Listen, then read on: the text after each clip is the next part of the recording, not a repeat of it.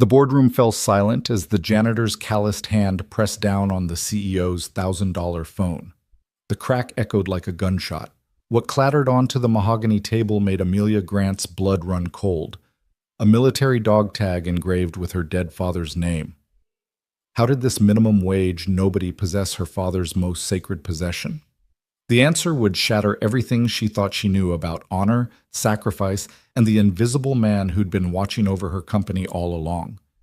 Stay until the end and comment your city below. Let's see how far this story travels. The October sun hung mercilessly over downtown Chicago, casting sharp geometric shadows through the floor-to-ceiling windows of Grant & Company's executive tower. 23 stories above the noise and chaos of Michigan Avenue, the air in the Northwest Conference Room tasted of leather, ambition, and the particular brand of cologne that cost more per ounce than most people's groceries. Caleb Reed pushed his janitorial cart slowly along the hallway's edge, his worn, rubber-soled shoes whispering against Italian marble that probably cost more to install than he'd earned in the past 3 years.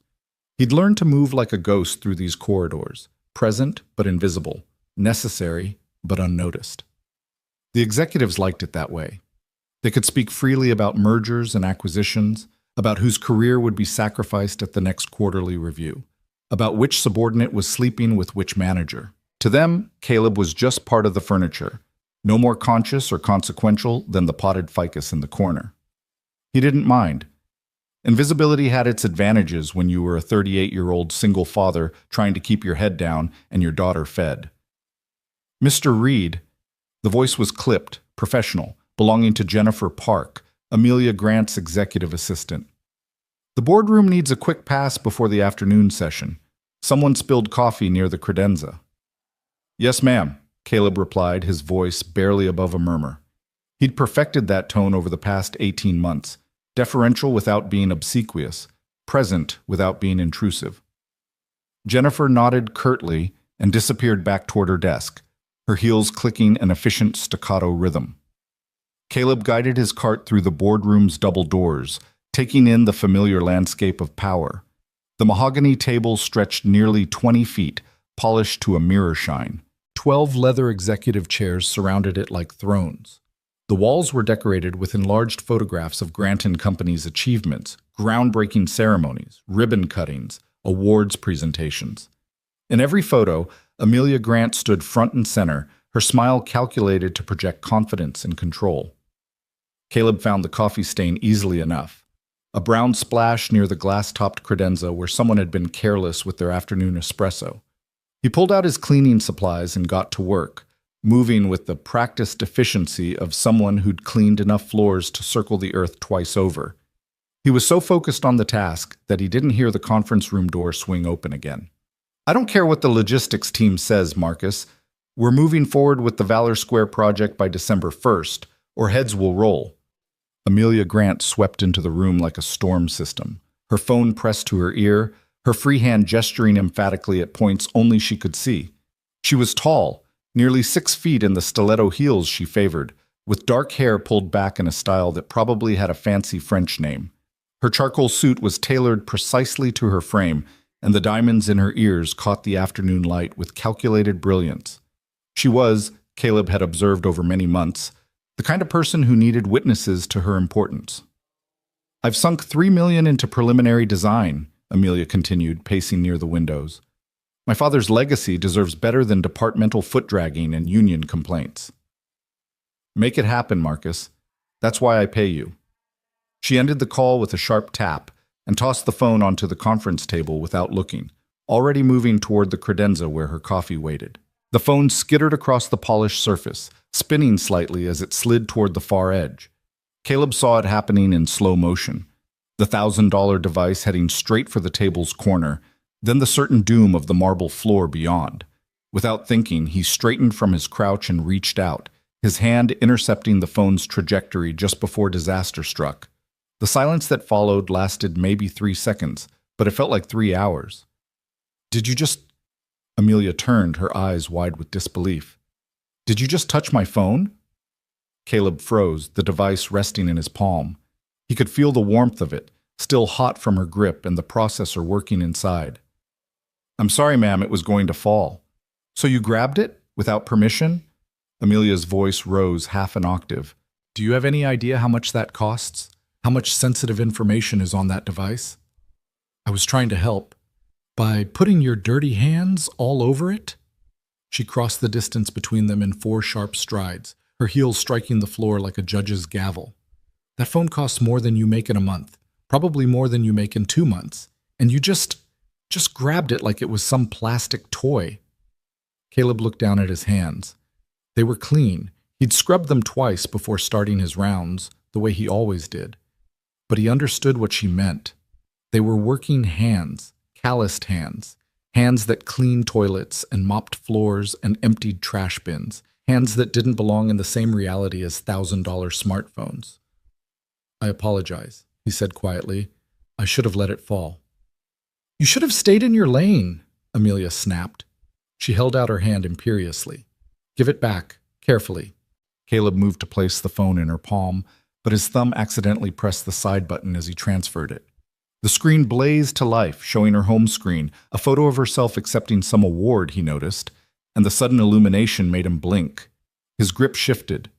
The phone slipped. And in that terrible moment of synchronized bad luck, both of them lunged for it simultaneously. Amelia's hand collided with Caleb's forearm. His elbow knocked against her wrist. The phone flew upward instead of downward, spinning end over end like a satellite losing orbit. It landed flat on the conference table with a sound that was both crack and thud, the terrible noise of expensive technology meeting immovable wood at exactly the wrong angle. Oh my God, Amelia breathed. Oh my God, what did you do? Caleb's stomach dropped into his shoes. Ma'am, I'm so sorry. I didn't mean... You absolute idiot! Amelia snatched the phone from the table, her face flushing crimson. Do you have any idea what you've just done? This has my entire life on it. My emails, my contacts, my... She stopped mid-sentence, her eyes widening as she stared at the device. The screen was intact, miraculously, impossibly intact. But something was wrong with the case. The impact had split the protective cover along one seam, and now the corner gaped open like a broken bone through skin, and something was sliding out of that gap, something small and metallic. It hit the table with a tiny clink and lay there spinning slowly, catching the afternoon light. Caleb recognized it instantly. His entire body went rigid, every muscle locking down as if someone had jabbed him with a high-voltage wire. Amelia stared at the object, her mouth opening and closing silently. Then she reached out with trembling fingers and picked it up. It was a dog tag. Military issue. Stainless steel, worn smooth at the edges from years of being carried close to someone's skin. The stamped letters were still clearly legible. Grant, O&M 571 42 8891 OPOS Methodist. Beneath that, in smaller letters, CPT U.S. Army. Where did you get this?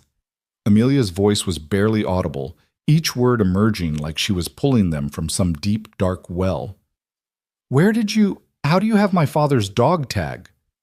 Caleb didn't answer immediately. He was too busy calculating trajectories and outcomes, trying to figure out how this moment had arrived 18 months ahead of schedule, trying to decide if the universe was cosmically aligned or catastrophically broken. Sir, I asked you a question. Amelia's hand clenched around the dog tag so hard her knuckles turned white. My father died 6 years ago. This tag was buried with him.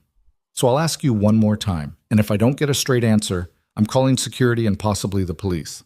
How do you have Captain Owen Grant's identification tag?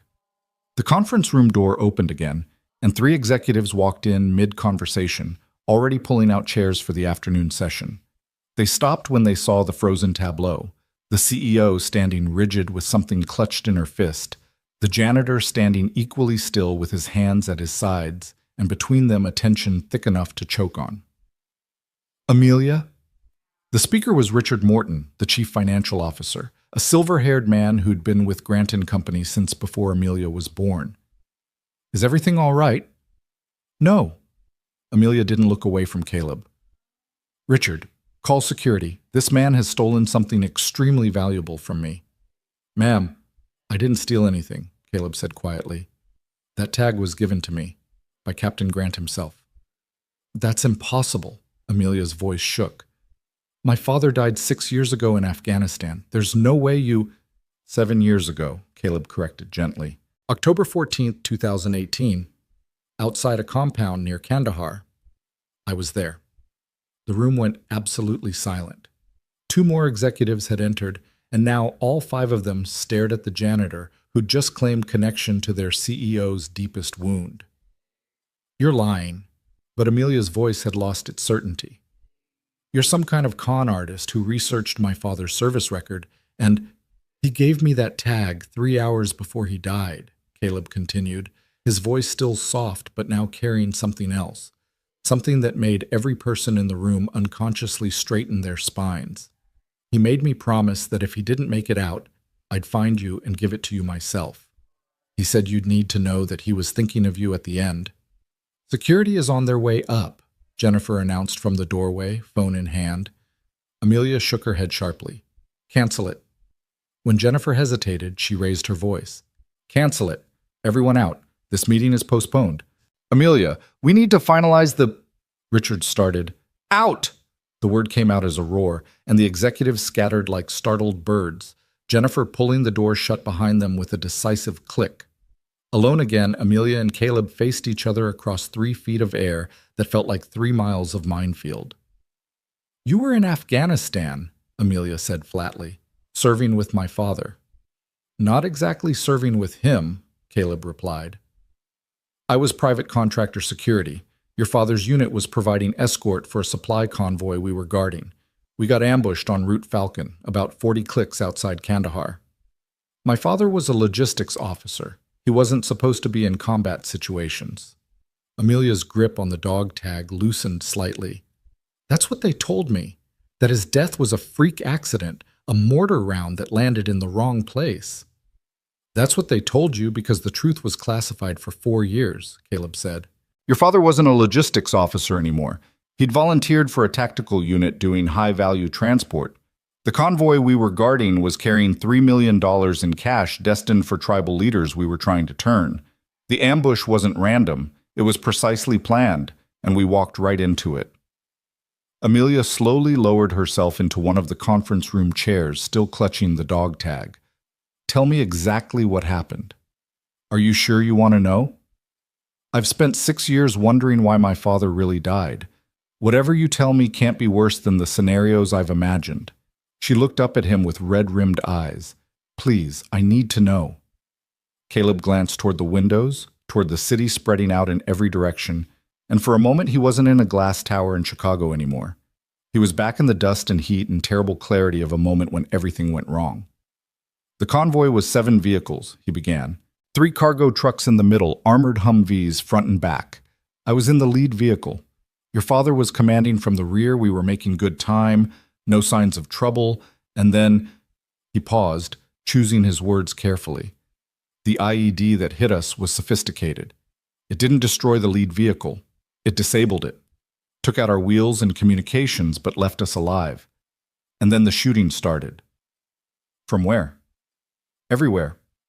They'd set up a perfect kill box, elevated positions on both sides of the road, overlapping fields of fire. We couldn't advance, couldn't retreat. All we could do was hunker down and try not to die. Caleb's voice remained steady, but his eyes had gone distant.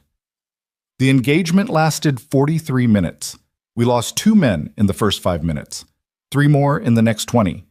Your father kept the rear guard together, kept returning fire, kept calling for air support even though our communications were scrambled. How did you survive? Your father saved us. Caleb looked directly at her now. 30 minutes in, he realized we were being flanked on the east side.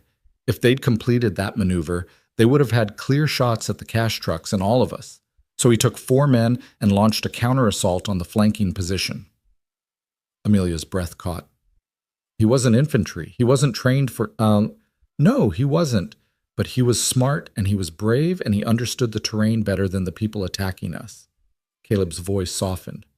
His counter-assault broke their flank. It gave our remaining vehicles time to form a defensive position. It let us hold on until the Apache gunships finally arrived, but it also put him directly in the line of fire. And that's where he died. Not immediately. Caleb reached into his pocket slowly, aware that Amelia was watching his every movement. He pulled out a second dog tag, identical to the first but more worn, the letters slightly deeper with age. He'd been hit twice, both times in the chest. His vest caught the rounds, but the impact had cracked his sternum and bruised his heart. He knew he was dying. We all did. So he gave you his tag. Amelia stared at the matching pair of stainless steel rectangles. He called me over in the last few minutes. We had him on a stretcher, trying to keep him comfortable while we waited for medevac. He could barely breathe, but he grabbed my vest and pulled me down close. Caleb's voice dropped to barely above a whisper. He said, "My daughter, Amelia. She's in Chicago. Grant and Company. Find her. Tell her I wasn't scared at the end. Tell her I was proud. Tell her—" His voice cracked slightly. "Tell her that honor doesn't need an audience." The silence that followed was broken only by the faint hum of the HVAC system and the distant sounds of the city far below. "Honor doesn't need an audience," Amelia repeated mechanically. "He used to say that when I was little. Whenever I'd do something good and want everyone to know about it." A tear slid down her cheek and she didn't bother wiping it away. "He'd say real honor is what you do when nobody's watching. Real respect is the quiet kind. He made me promise I'd find you and tell you myself, face to face. He didn't want you hearing it from some official report or sanitized briefing." Caleb placed the second dog tag on the table between them. He wore 2 sets. Most officers did. One for his records, one for occasions like this. He gave me the primary set and made me promise I'd return it to you personally. That was 7 years ago. Amelia's voice hardened slightly. "Why am I only seeing this now?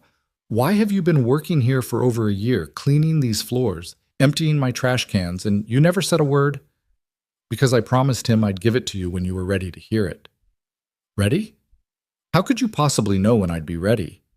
Caleb met her eyes steadily. "Because he told me you'd need time. He said you'd be angry at first, then buried in grief, then buried in work trying to escape the grief.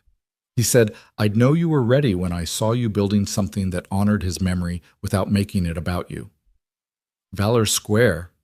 The words came out like an accusation. "The memorial project. You think that's about me? Isn't it?" Caleb's tone remained gentle but firm.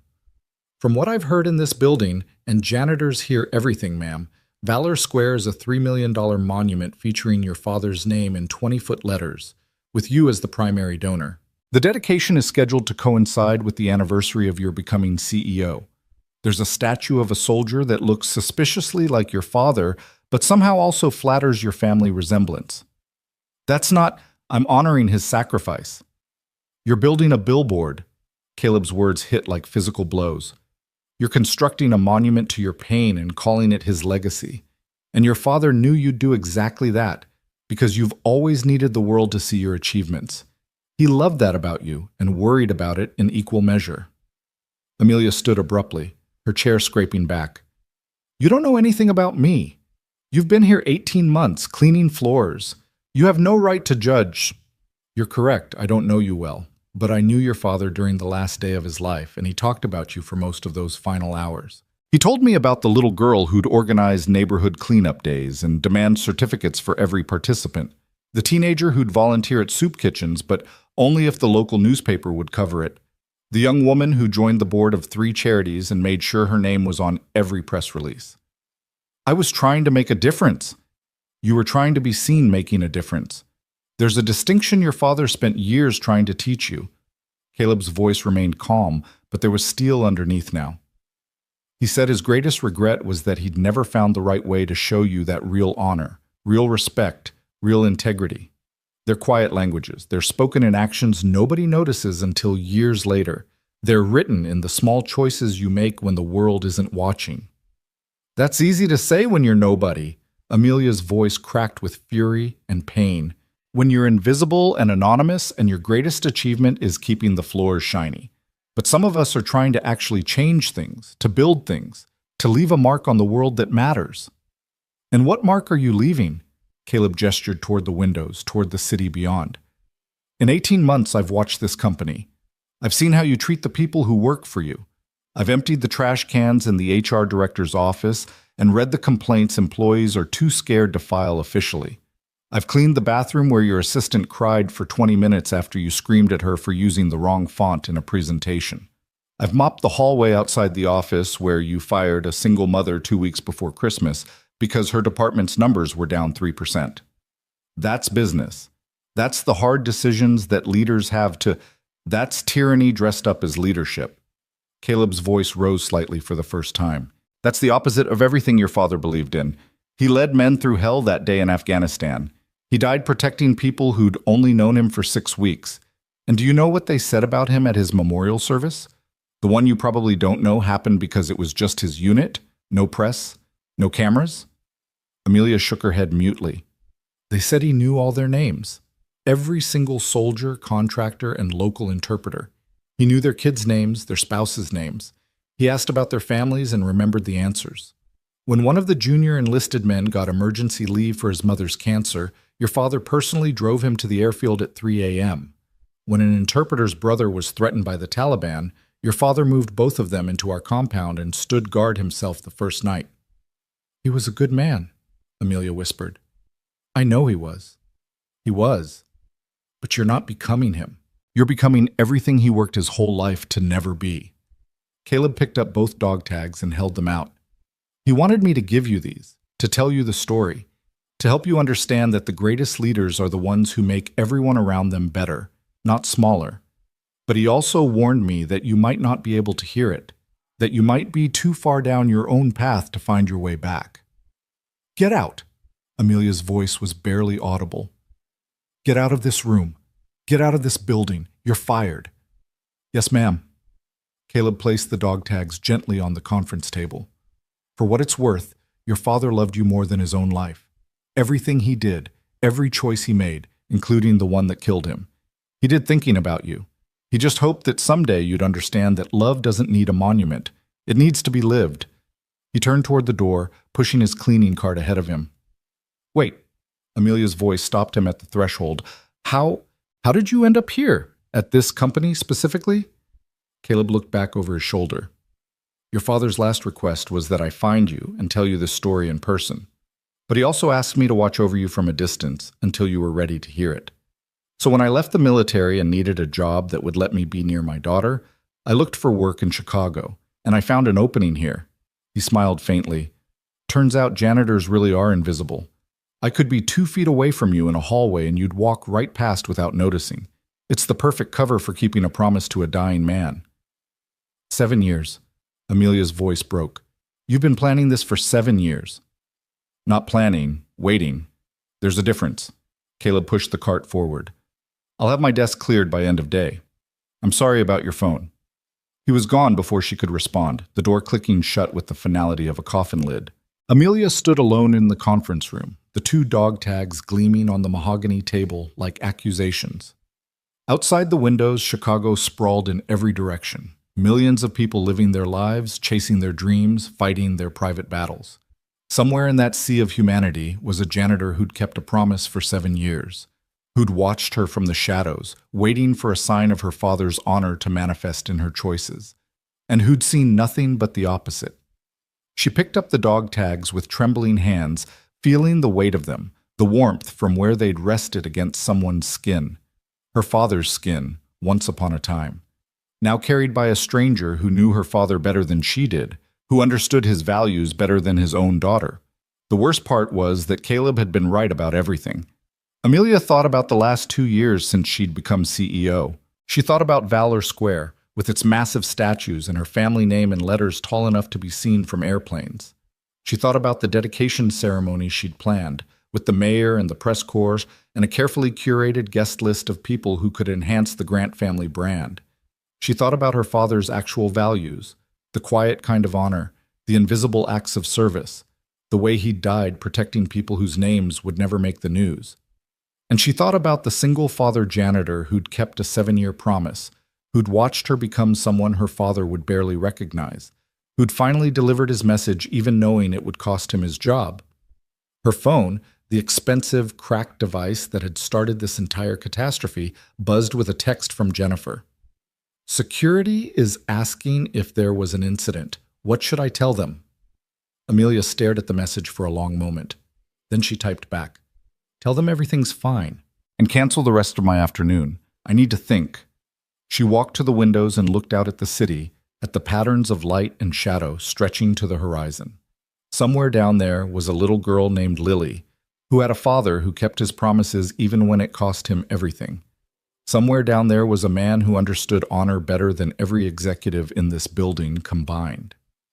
And somewhere inside herself, buried under layers of ambition and image and carefully constructed success, was the daughter Owen Grant had raised, the one who'd once believed that doing good was its own reward.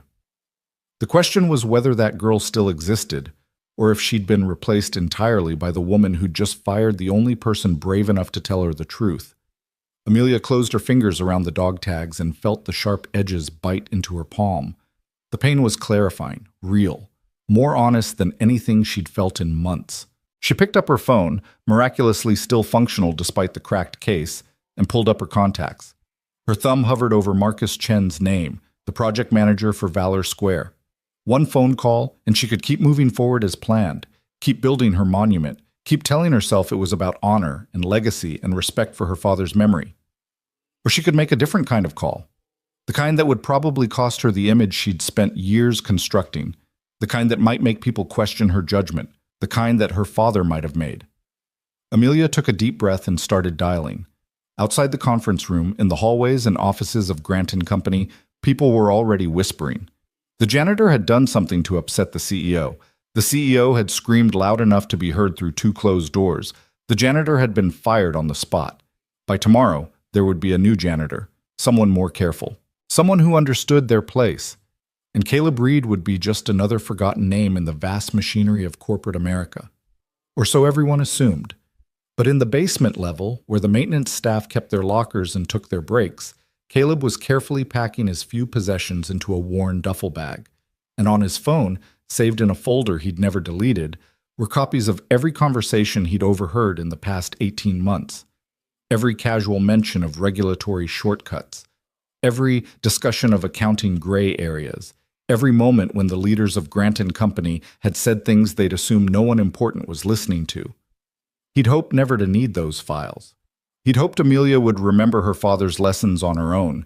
He'd hoped the 7-year promise would end with understanding and growth. But Caleb had learned in Afghanistan that hope was a luxury, not a strategy. So he'd kept backup plans. Because honor might be a quiet language, but justice, when necessary, could speak volumes. The apartment Caleb returned to that evening sat on the 3rd floor of a walk-up in Pilsen, where the rent was almost affordable, and the neighbors spoke 3 different languages depending on which door you knocked on. The stairs creaked under his weight as he climbed, the duffel bag heavy on his shoulder, not from its contents, which were minimal, but from the weight of everything it represented. He could hear Lily before he even reached the door. She was singing something off-key, one of those nonsense songs 7-year-olds invented that somehow made more sense than half the conversations adults had. The sound loosened something in his chest that had been tight since the moment Amelia Grant's phone had cracked open on that conference table. "Daddy!" Lily flung the door open before he could get his key out, her gap-toothed smile bright enough to power the entire building. Her dark hair was escaping from the ponytail, Mrs. Chen from downstairs had probably put in that morning, and there was what looked like marker on her left cheek. "You're home early. Mrs. Chen said you wouldn't be here until 6, but it's only 5:30, and I checked the clock 4 times to make sure." "Hey, baby girl." Caleb dropped the duffel and scooped her up, feeling her skinny arms wrap around his neck like a lifeline. She smelled like the strawberry shampoo he bought in bulk from the dollar store and something else. Paint, maybe, or glue. "What are you working on?" "A project for school. We're supposed to draw our heroes." Lily wiggled down and grabbed his hand, pulling him toward the kitchen table where papers and art supplies covered every available surface. "I drew you, but Mrs. Chen said I should add more colors because heroes are supposed to be bright, and you're all gray and dark in my picture." Caleb looked at the drawing. She'd rendered him in surprising detail for a 7-year-old. The janitor's uniform, the cart he pushed, even the expression on his face that he didn't realize he wore until he saw it captured in crayon and marker. She was right. It was mostly gray and dark blue, the colors of industrial carpet and fluorescent-lit hallways. "Heroes don't have to be bright," he said quietly, kneeling beside her chair. Sometimes the best heroes are the ones nobody notices. That's what I told Mrs. Chen. Lily's face lit up with vindication. I said you're a hero because you work really hard and you take care of me and you never complain even when you're tired. But she said real heroes save people from danger. Well, Mrs. Chen isn't wrong about that either. Caleb pulled out a chair and sat down heavily, the events of the afternoon finally catching up with him. There are lots of different kinds of heroes. What kind are you? The question was so direct, so innocently complicated, that Caleb had to pause. How did you explain to a 7-year-old that you'd once been the kind of hero who carried a rifle and wore body armor, who'd pulled wounded men from burning vehicles and returned fire while calling for medevac? How did you explain that you'd watched better men die, that you'd made a promise to one of them and that promise had just blown up in your face? I'm the kind who keeps promises, he said finally, even when it's hard. Like promising to always come home to me? Exactly like that. Lily studied him with the unnerving perception that children sometimes had, the ability to see past words into the truth beneath. Something bad happened today. What makes you say that? You're home early and you brought your bag and you have that look. She pointed at his face. The one you get when the bills come and there's too many of them. Caleb couldn't help but smile. You're too smart for 7. Mrs. Chen says I'm an old soul. Lily picked up a purple crayon and added something to her drawing. Did you lose your job?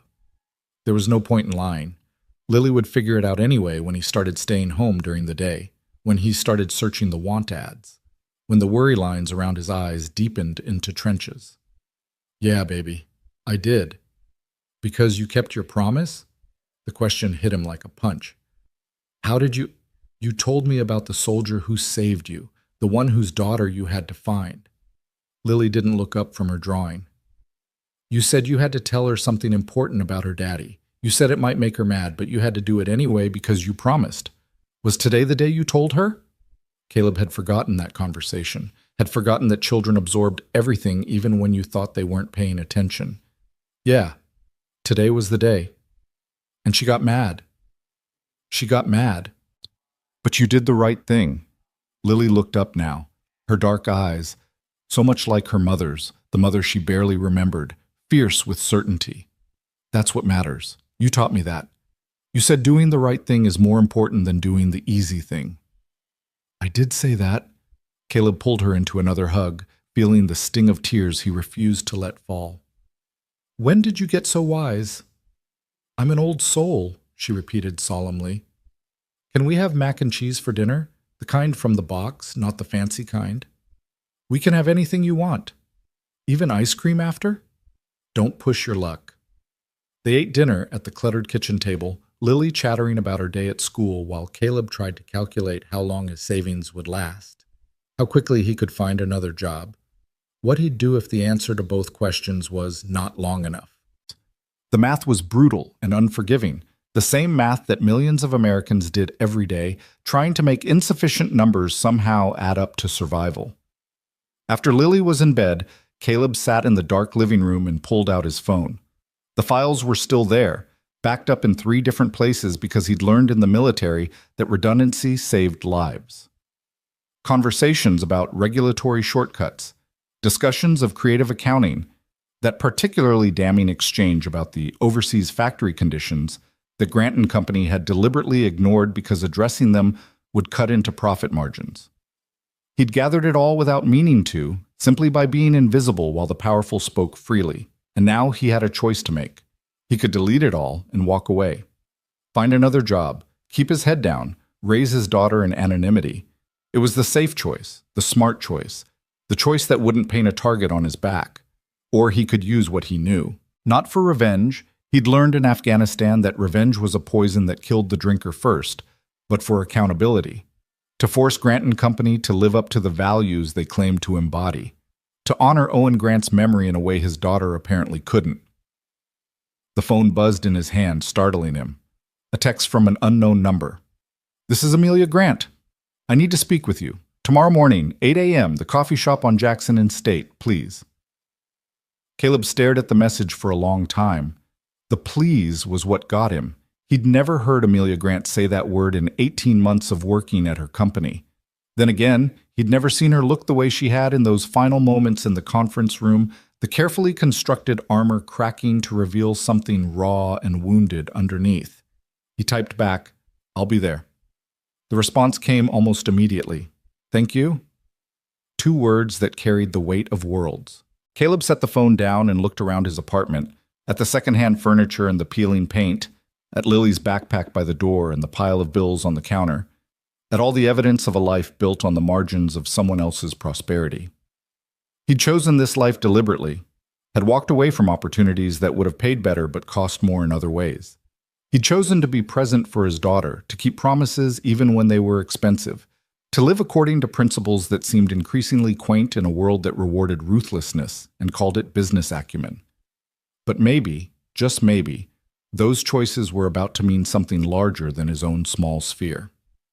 Sleep came late and brought dreams of dust and gunfire, of Owen Grant's face in those final moments, of promises made and kept, and yet somehow still unfulfilled. Morning arrived gray and cold, the kind of October day that reminded Chicago it was building toward winter.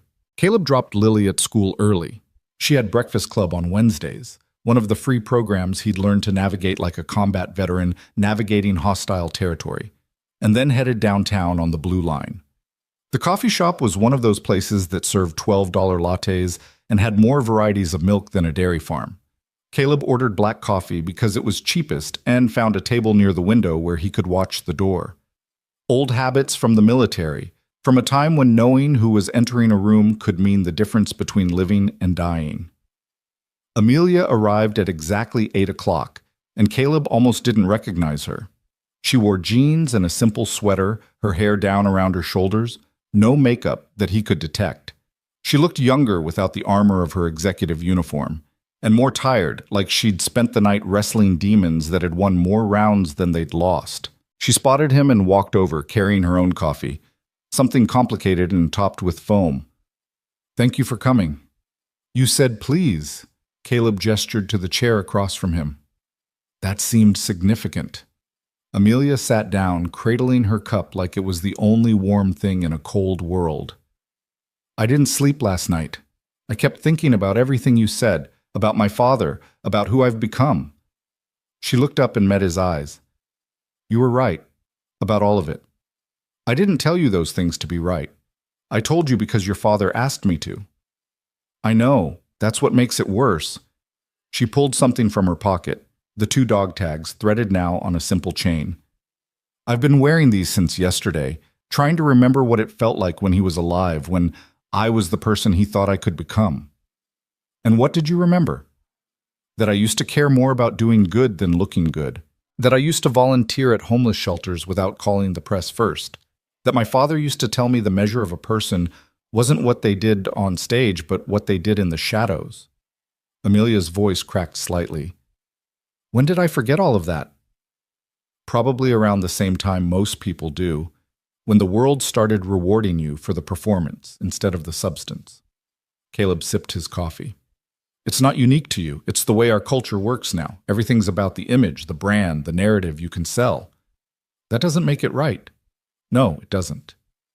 They sat in silence for a moment, surrounded by the ambient noise of the coffee shop, the hiss of the espresso machine, the murmur of other conversations, the clink of cups on saucers. Outside the window, Chicago woke up and went to work, millions of people living their lives, most of them trying their best with whatever they had. "I called Marcus Chen last night," Amelia said finally, "the project manager for Valor Square. I told him we're canceling the entire project." Caleb's eyebrows rose. "That's a bold move." "It's the right move. The whole thing was a monument to my ego dressed up as my father's legacy." She twisted the dog tag chain around her fingers. $3 million that could have actually helped people, actually made a difference, and I was going to spend it on a statue of my father that somehow looked like me. What kind of narcissistic... She stopped, took a breath. "Anyway, it's canceled." "What will you do instead?" "I don't know yet. That's part of why I wanted to talk to you." Amelia leaned forward. "You knew my father. You understood what he valued. And you've been watching this company for 18 months. If you were going to honor his memory in a way that actually mattered, what would you do? The question was sincere, and Caleb took his time answering. Your father cared about people who were invisible.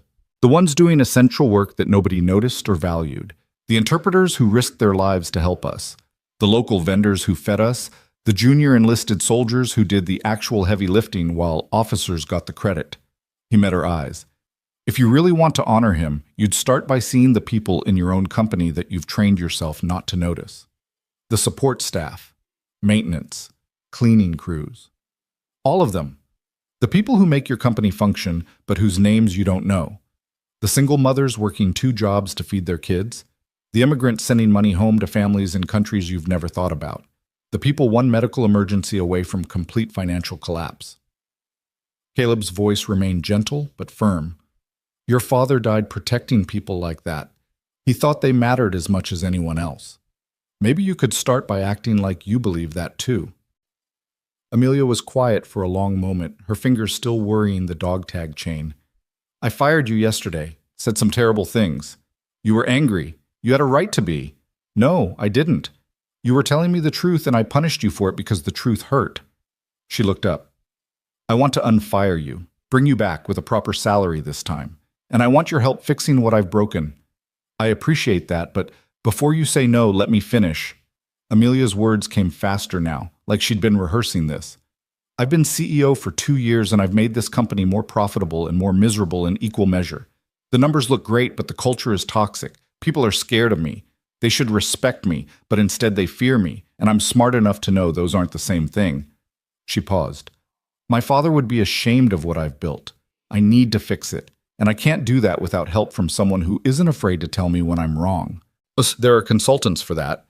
People with degrees in organizational behavior. I don't need consultants who'll tell me what I want to hear in expensive jargon.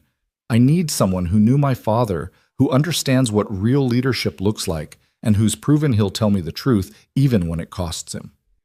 Amelia's voice turned urgent. Please, let me try to make this right.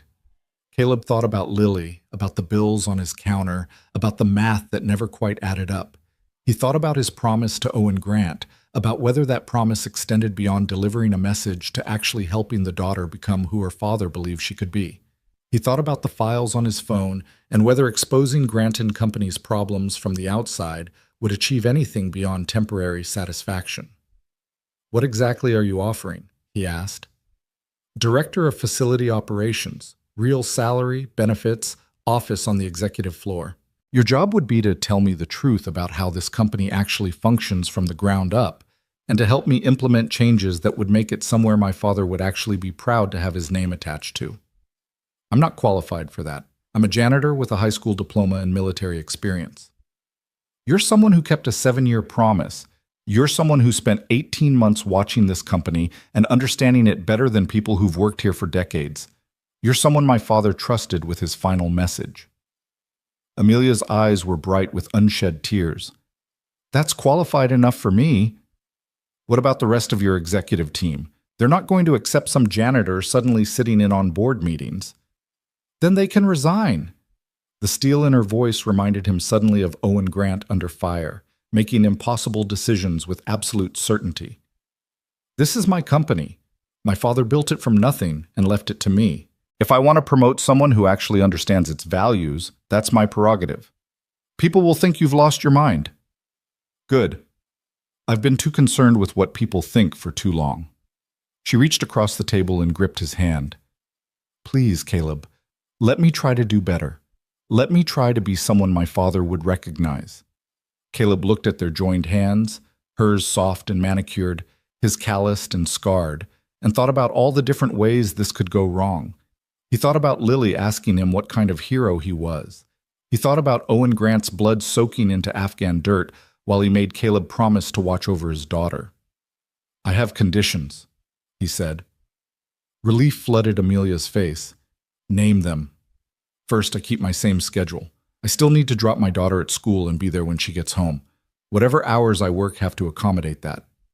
Done. Second, I want full transparency. Access to all departments, all meetings, all records. If I'm going to help you understand what's really happening in your company, I need to see everything. Agreed. Third, when I tell you something you don't want to hear, you don't fire me. You might disagree with me, you might argue, but you don't punish honesty. That's non-negotiable. I understand. And fourth, Caleb pulled his hand back and looked her straight in the eye. The first priority isn't profit or image or even your father's legacy. It's the people at the bottom of your org chart, the ones making minimum wage and scared to take sick days. We fix their reality first, and everything else follows from that. If you can't commit to that, then this conversation ends here. Amelia didn't hesitate. That's exactly what I want to do. I just don't know how. That's what I'm for. Caleb felt something shift in his chest, the sense of a path opening up that he hadn't seen before. But you need to understand what you're committing to. Real change is expensive. It'll hit your profit margins. It'll make your shareholders unhappy. Some of your executives will fight you every step of the way, and some will quit rather than adapt. Are you ready for that? Are you asking if I'm willing to choose people over profit? I'm asking if you're willing to choose principles over comfort, because the road you're talking about walking isn't easy, and there's no turning back halfway through. Either you commit completely or you don't start at all. Amelia looked down at the dog tags around her neck, at the name stamped into stainless steel, her father's name, her family's name, a legacy that had been twisted into something unrecognizable. When she looked up again, her jaw was set with determination that would have made Owen Grant proud. My father died protecting people who couldn't protect themselves. He died believing that honor meant something, that sacrifice wasn't just a word we used in speeches. If I can't live up to that in a corporate boardroom where the worst thing that'll happen is I lose money, she shook her head, then I don't deserve to carry his name. All right then, Caleb extended his hand across the table.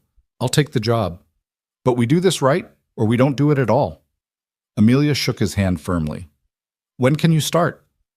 I need to call Lily's school and update my emergency contacts.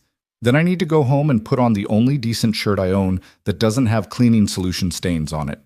He checked his watch. I can be at your office by noon. Perfect. I'll have HR draw up the paperwork. Amelia stood, then paused. Caleb, thank you for keeping your promise, for telling me the truth, for giving me a chance to do better. Don't thank me yet. Wait until you see how much this is going to cost you. She smiled, a real smile, not the calculated expression he'd seen in 18 months of watching her from a distance. My father used to say the most important things always cost more than you want to pay. I guess I'm about to learn what he meant. After she left, Caleb sat alone with his cooling coffee and thought about the strange trajectory his life had taken. 7 years ago, he'd been bleeding in the Afghan desert while a dying man made him promise to find his daughter. Yesterday, he'd been fired for keeping that promise. Today, he was about to become an executive at a major corporation despite being wildly unqualified on paper.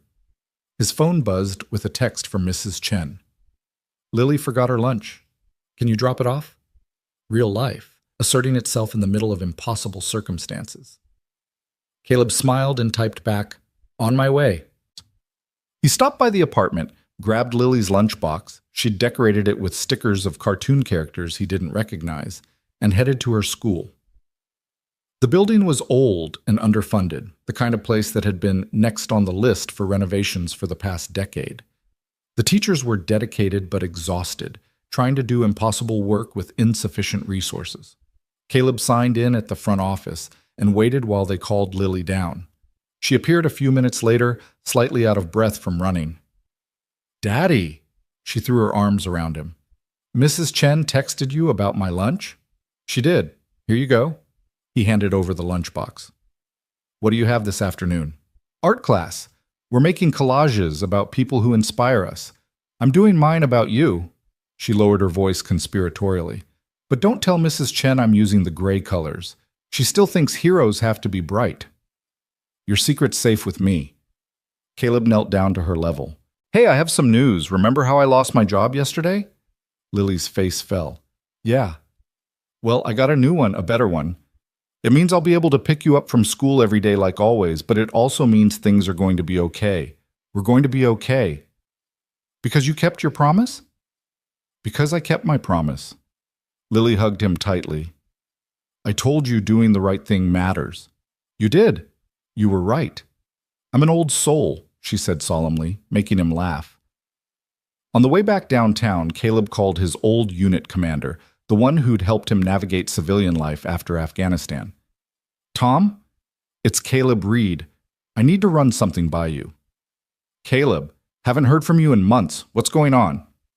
Remember that promise I told you about? The one to Owen Grant? The one where you were supposed to find his daughter and deliver his message? Yeah, I remember. You ever do that? Yesterday. It didn't go quite how I expected, but Caleb gave him the abbreviated version. The cracked phone, the dog tags, the confrontation, the firing, and now the unexpected job offer. Am I crazy for taking this? I'm not qualified to run anything. Tom was quiet for a moment. You remember that night outside Kandahar when our convoy got hit and the lieutenant froze? You're the one who took over, organized the defense, got everyone into cover, and held position until the cavalry arrived. You saved 11 lives that night, and you weren't qualified for any of that either. That was different.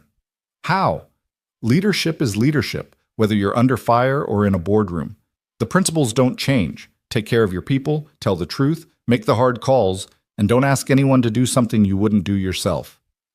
Tom's voice turned serious. Owen Grant chose you for a reason, Caleb. He saw something in you. Maybe it's time you started seeing it too. Or maybe I'm about to make a spectacular fool of myself. That too. But at least it'll be interesting, Tom laughed. Keep me posted. And Caleb, I'm proud of you, man. Not everyone keeps promises when they're expensive. By noon, Caleb was walking through the lobby of Grant & Company in his best shirt and the sport coat he'd bought at Goodwill 3 years ago.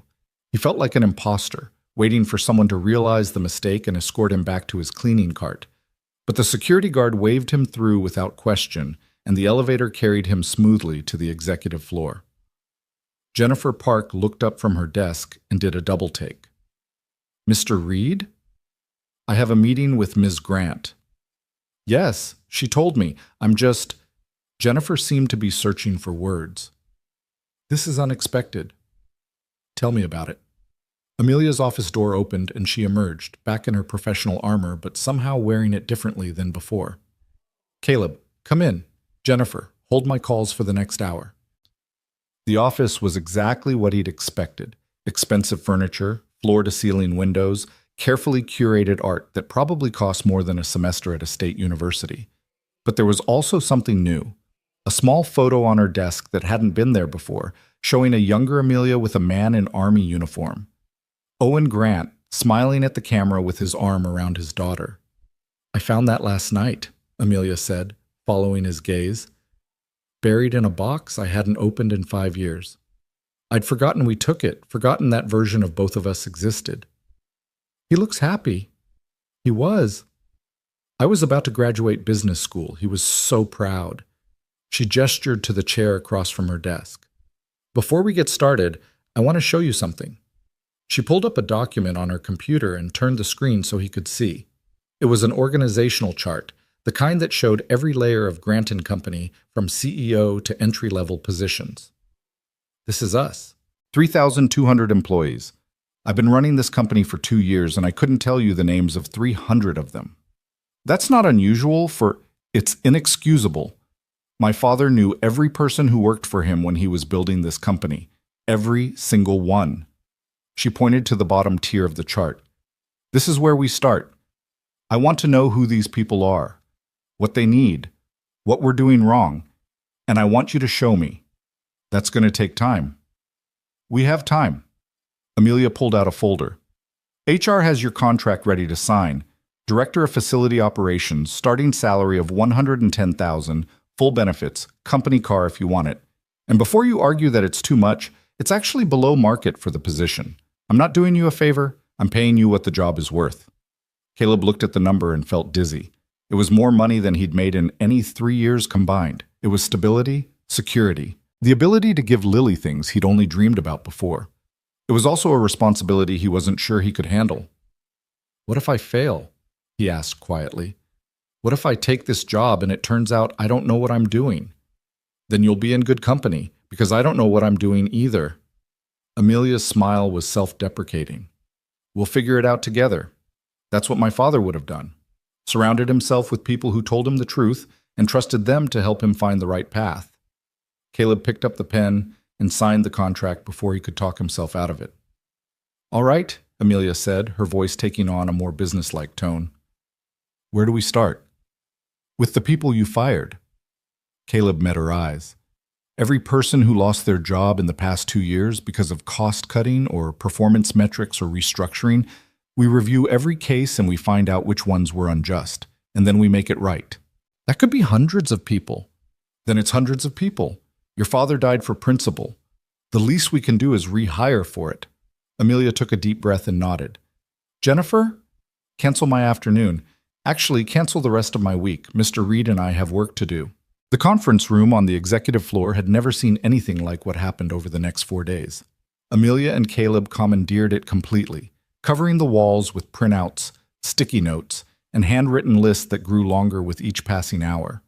Jennifer brought them coffee at regular intervals and stopped asking questions after the first day when she'd walked in to find the CEO of Grant & Company sitting on the floor surrounded by personnel files, her expensive shoes kicked off in the corner.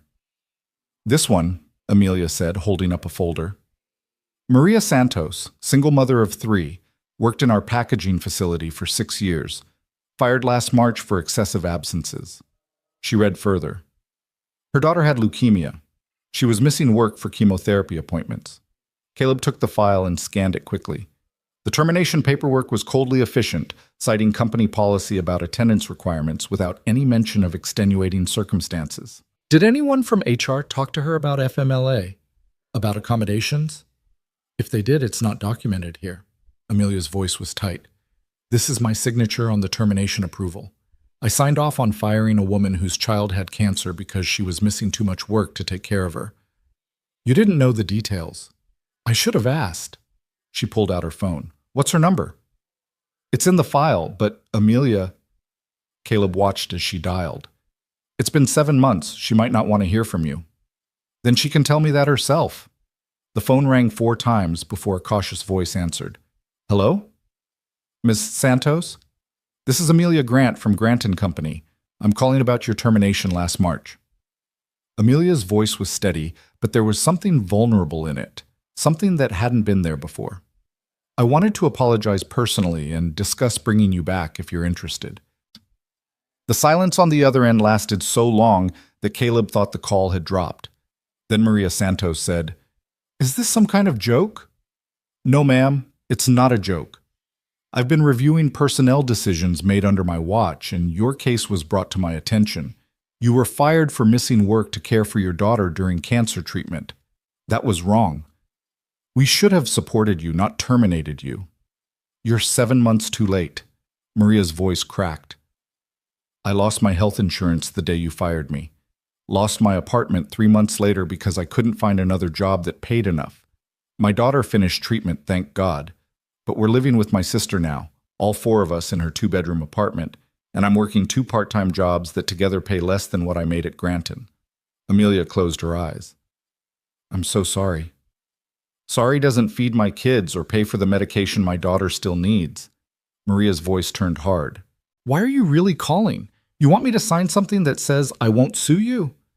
"No, I want to offer you your job back, with full back pay for the 7 months you lost.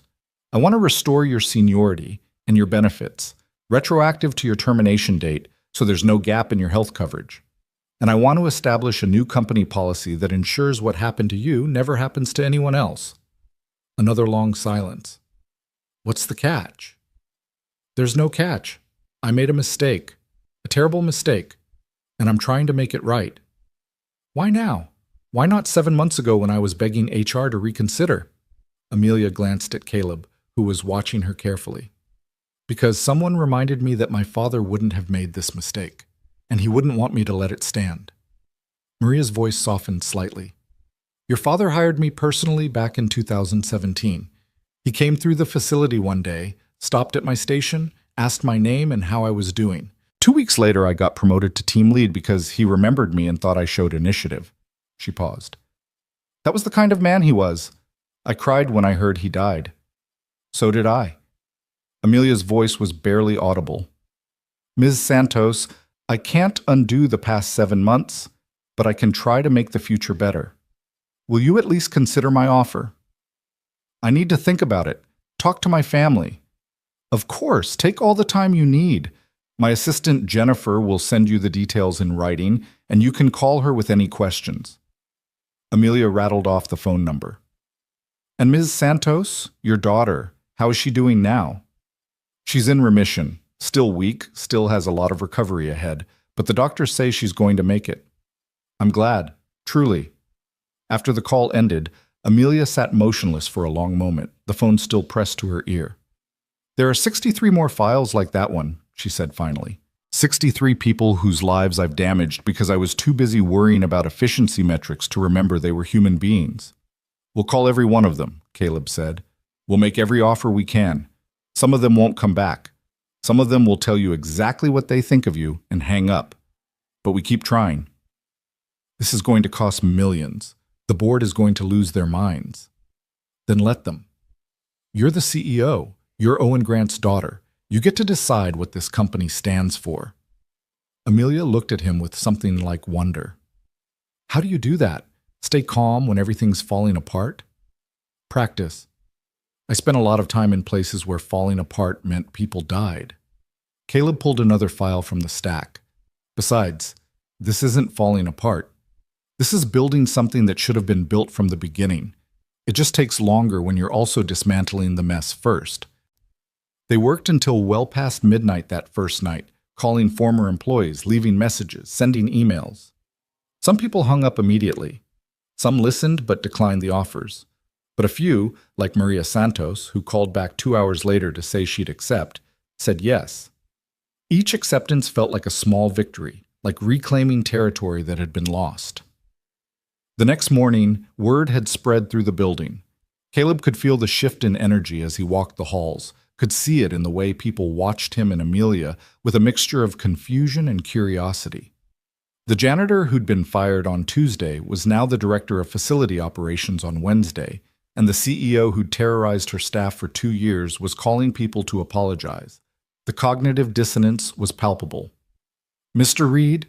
A young woman approached him nervously in the hallway outside the executive offices. I'm Rebecca from accounting. Can I talk to you for a minute? Of course. Rebecca glanced around to make sure no one was listening. Is it true that you and Ms. Grant are reviewing all the terminations from the past 2 years? It's true.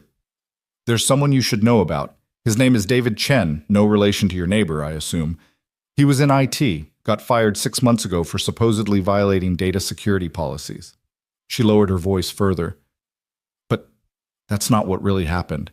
He found evidence that one of the senior VPs was using company resources for his personal consulting business. When David reported it through proper channels, the VP got him fired instead, made up the security violation and had enough influence to make it stick. Caleb felt his jaw tighten. Do you have proof of this? I have emails. David sent them to me before they deleted his access, asked me to keep them safe in case he needed them for a lawsuit. He never filed, though, couldn't afford a lawyer. Rebecca pulled out her phone. I can forward them to you if you want. I probably should have done something sooner, but I was scared of losing my own job. I understand, and yes, please send them. Do you know how to reach David? I have his number. He's working at a computer repair shop now, making about 1/3 of what he made here. She hesitated. Mr. Reed, what you and Ms. Grant are doing, it's giving people hope. We've been scared for so long, scared to speak up, scared to make mistakes, scared to be human. Maybe things are actually going to change. We're going to try, but we need people like you to help us, people who know where the problems are. Caleb pulled out one of his new business cards. Jennifer had insisted on ordering them immediately and handed it to Rebecca. If you see something wrong, something that goes against what you think this company should be, I want you to tell me. No retaliation, no consequences, just honest feedback. Rebecca took the card like it was something precious. My mom worked here back when your dad ran the company, she said to Amelia, who'd emerged from her office. She always said it was the best job she ever had, that Mr. Grant treated everyone with respect, from executives to janitors. She was heartbroken when he died, and even more heartbroken watching what the company became after. She looked directly at Amelia. She'd be really happy to know you're trying to bring that back. After Rebecca left, Amelia stood in the hallway staring at nothing. How many more are there? How many more Davids and Marias and people who got crushed because I was too arrogant to pay attention? Probably a lot, Caleb said honestly, but we're going to find them. And we're going to make it right. By Thursday afternoon, they'd contacted 47 former employees and received acceptances from 19.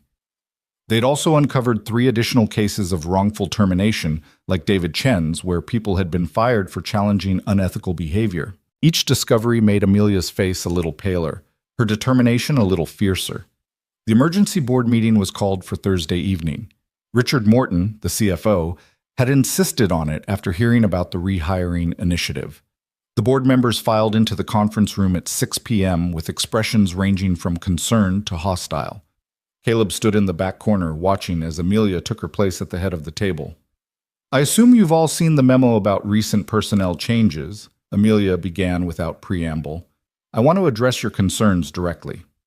Concerns? Marcus Blackwell, one of the largest shareholders, leaned forward aggressively. Amelia, you've gone insane. You're talking about spending millions to rehire people we fired for cause. You've promoted a janitor to an executive position. You've canceled Valor Square, which was supposed to be a major PR win for us. What the hell is going on? I'm fixing mistakes that should never have been made. Mistakes? Blackwell's face reddened. Those terminations were strategic decisions approved by HR and legal.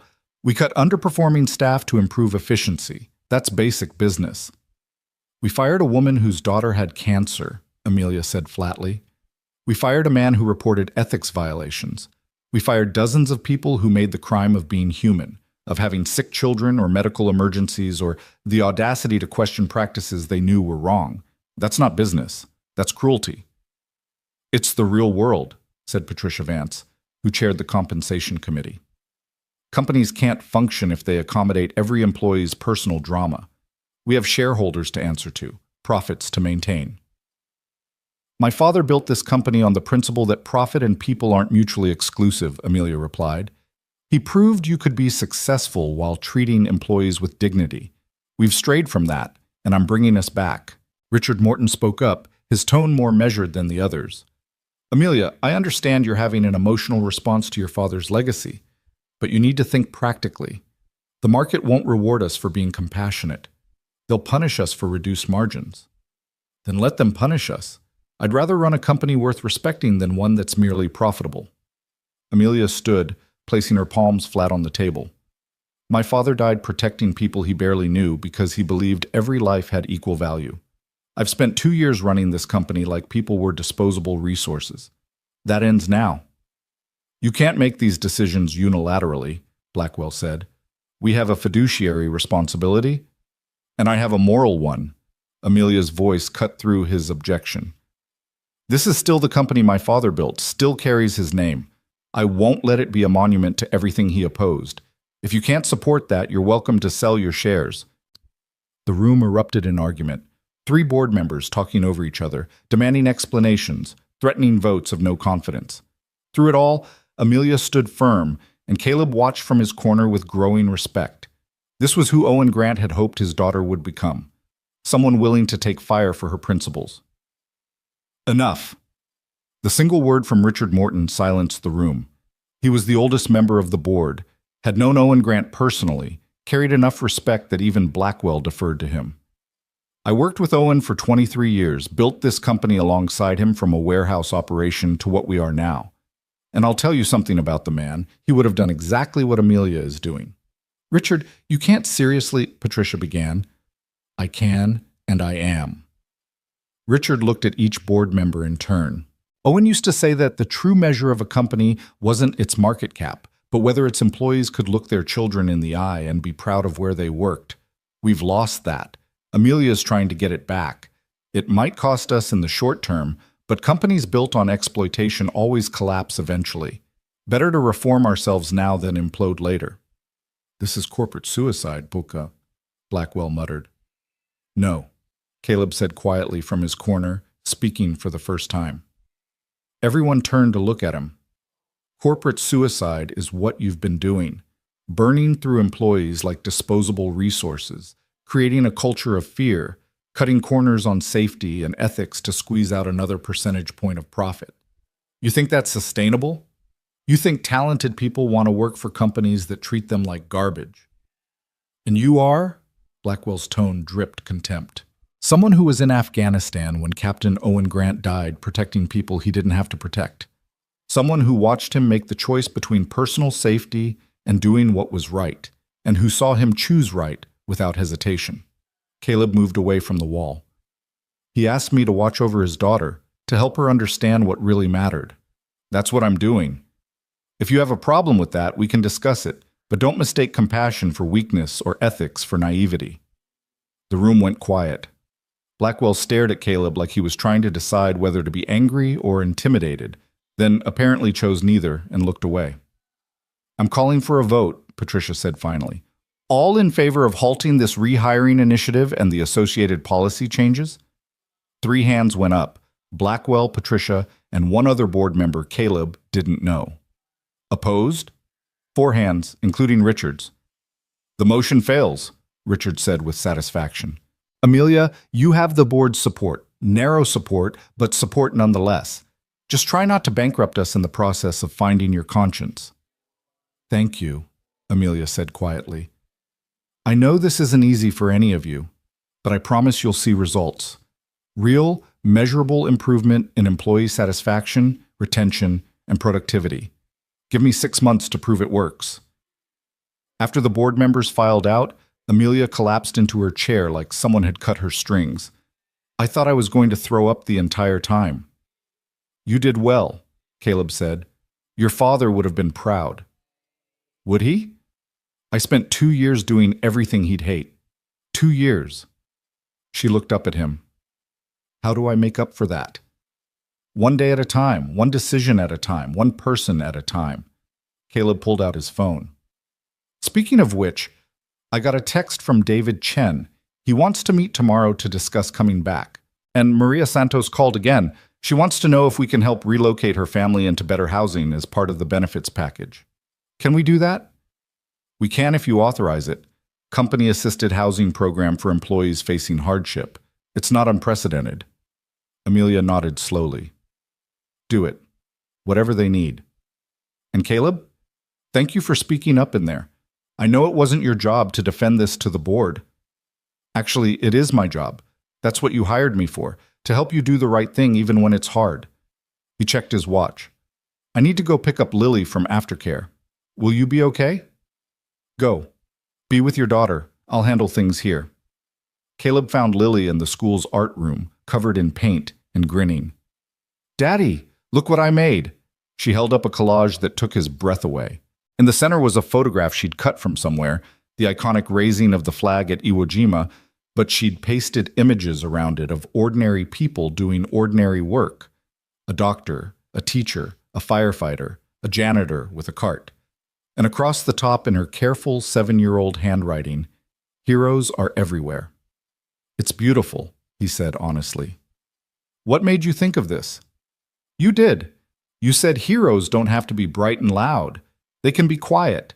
So I made a picture showing all the quiet heroes. She pointed to the janitor figure. That's you. And this is a soldier because you told me about the man who saved your life. And these are all the other people who help without everyone watching. Caleb knelt down and pulled her into a hug. I love it. And I love you. I love you too, Daddy. Did your new job go good today? It went very good. Hard, but good. That's what the best things are, Lily said with the wisdom of an old soul. Mrs. Chen says anything worth doing is worth doing even when it's hard. Mrs. Chen is very smart. On Friday morning, Caleb arrived at the office to find a small crowd gathered in the lobby. Former employees holding letters or printed emails, looking nervous and hopeful in equal measure. Maria Santos was there with her 3 children, the youngest clinging to her leg. David Chen stood near the back, talking quietly with a woman Caleb didn't recognize. Amelia emerged from the elevator and stopped when she saw them. For a moment, she looked terrified. Then she straightened her shoulders and walked forward. Thank you all for coming, she said, her voice carrying across the lobby.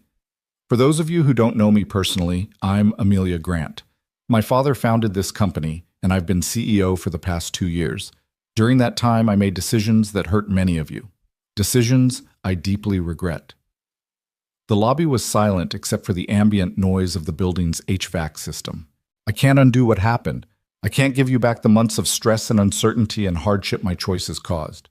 But I can tell you that things are changing. We're changing. And if you're willing to give us another chance, I promise you'll be treated with the respect and dignity you should have received from the beginning. A man near the front raised his hand tentatively. My name is James. You fired me 14 months ago for missing work after my son was born. Your HR policy didn't cover paternity leave, and when I took time anyway, I was terminated. I know, Amelia said. I read your file. We're implementing new family leave policies effective immediately. 6 weeks paid for any parent, regardless of gender, plus flexible scheduling for the first year of a child's life.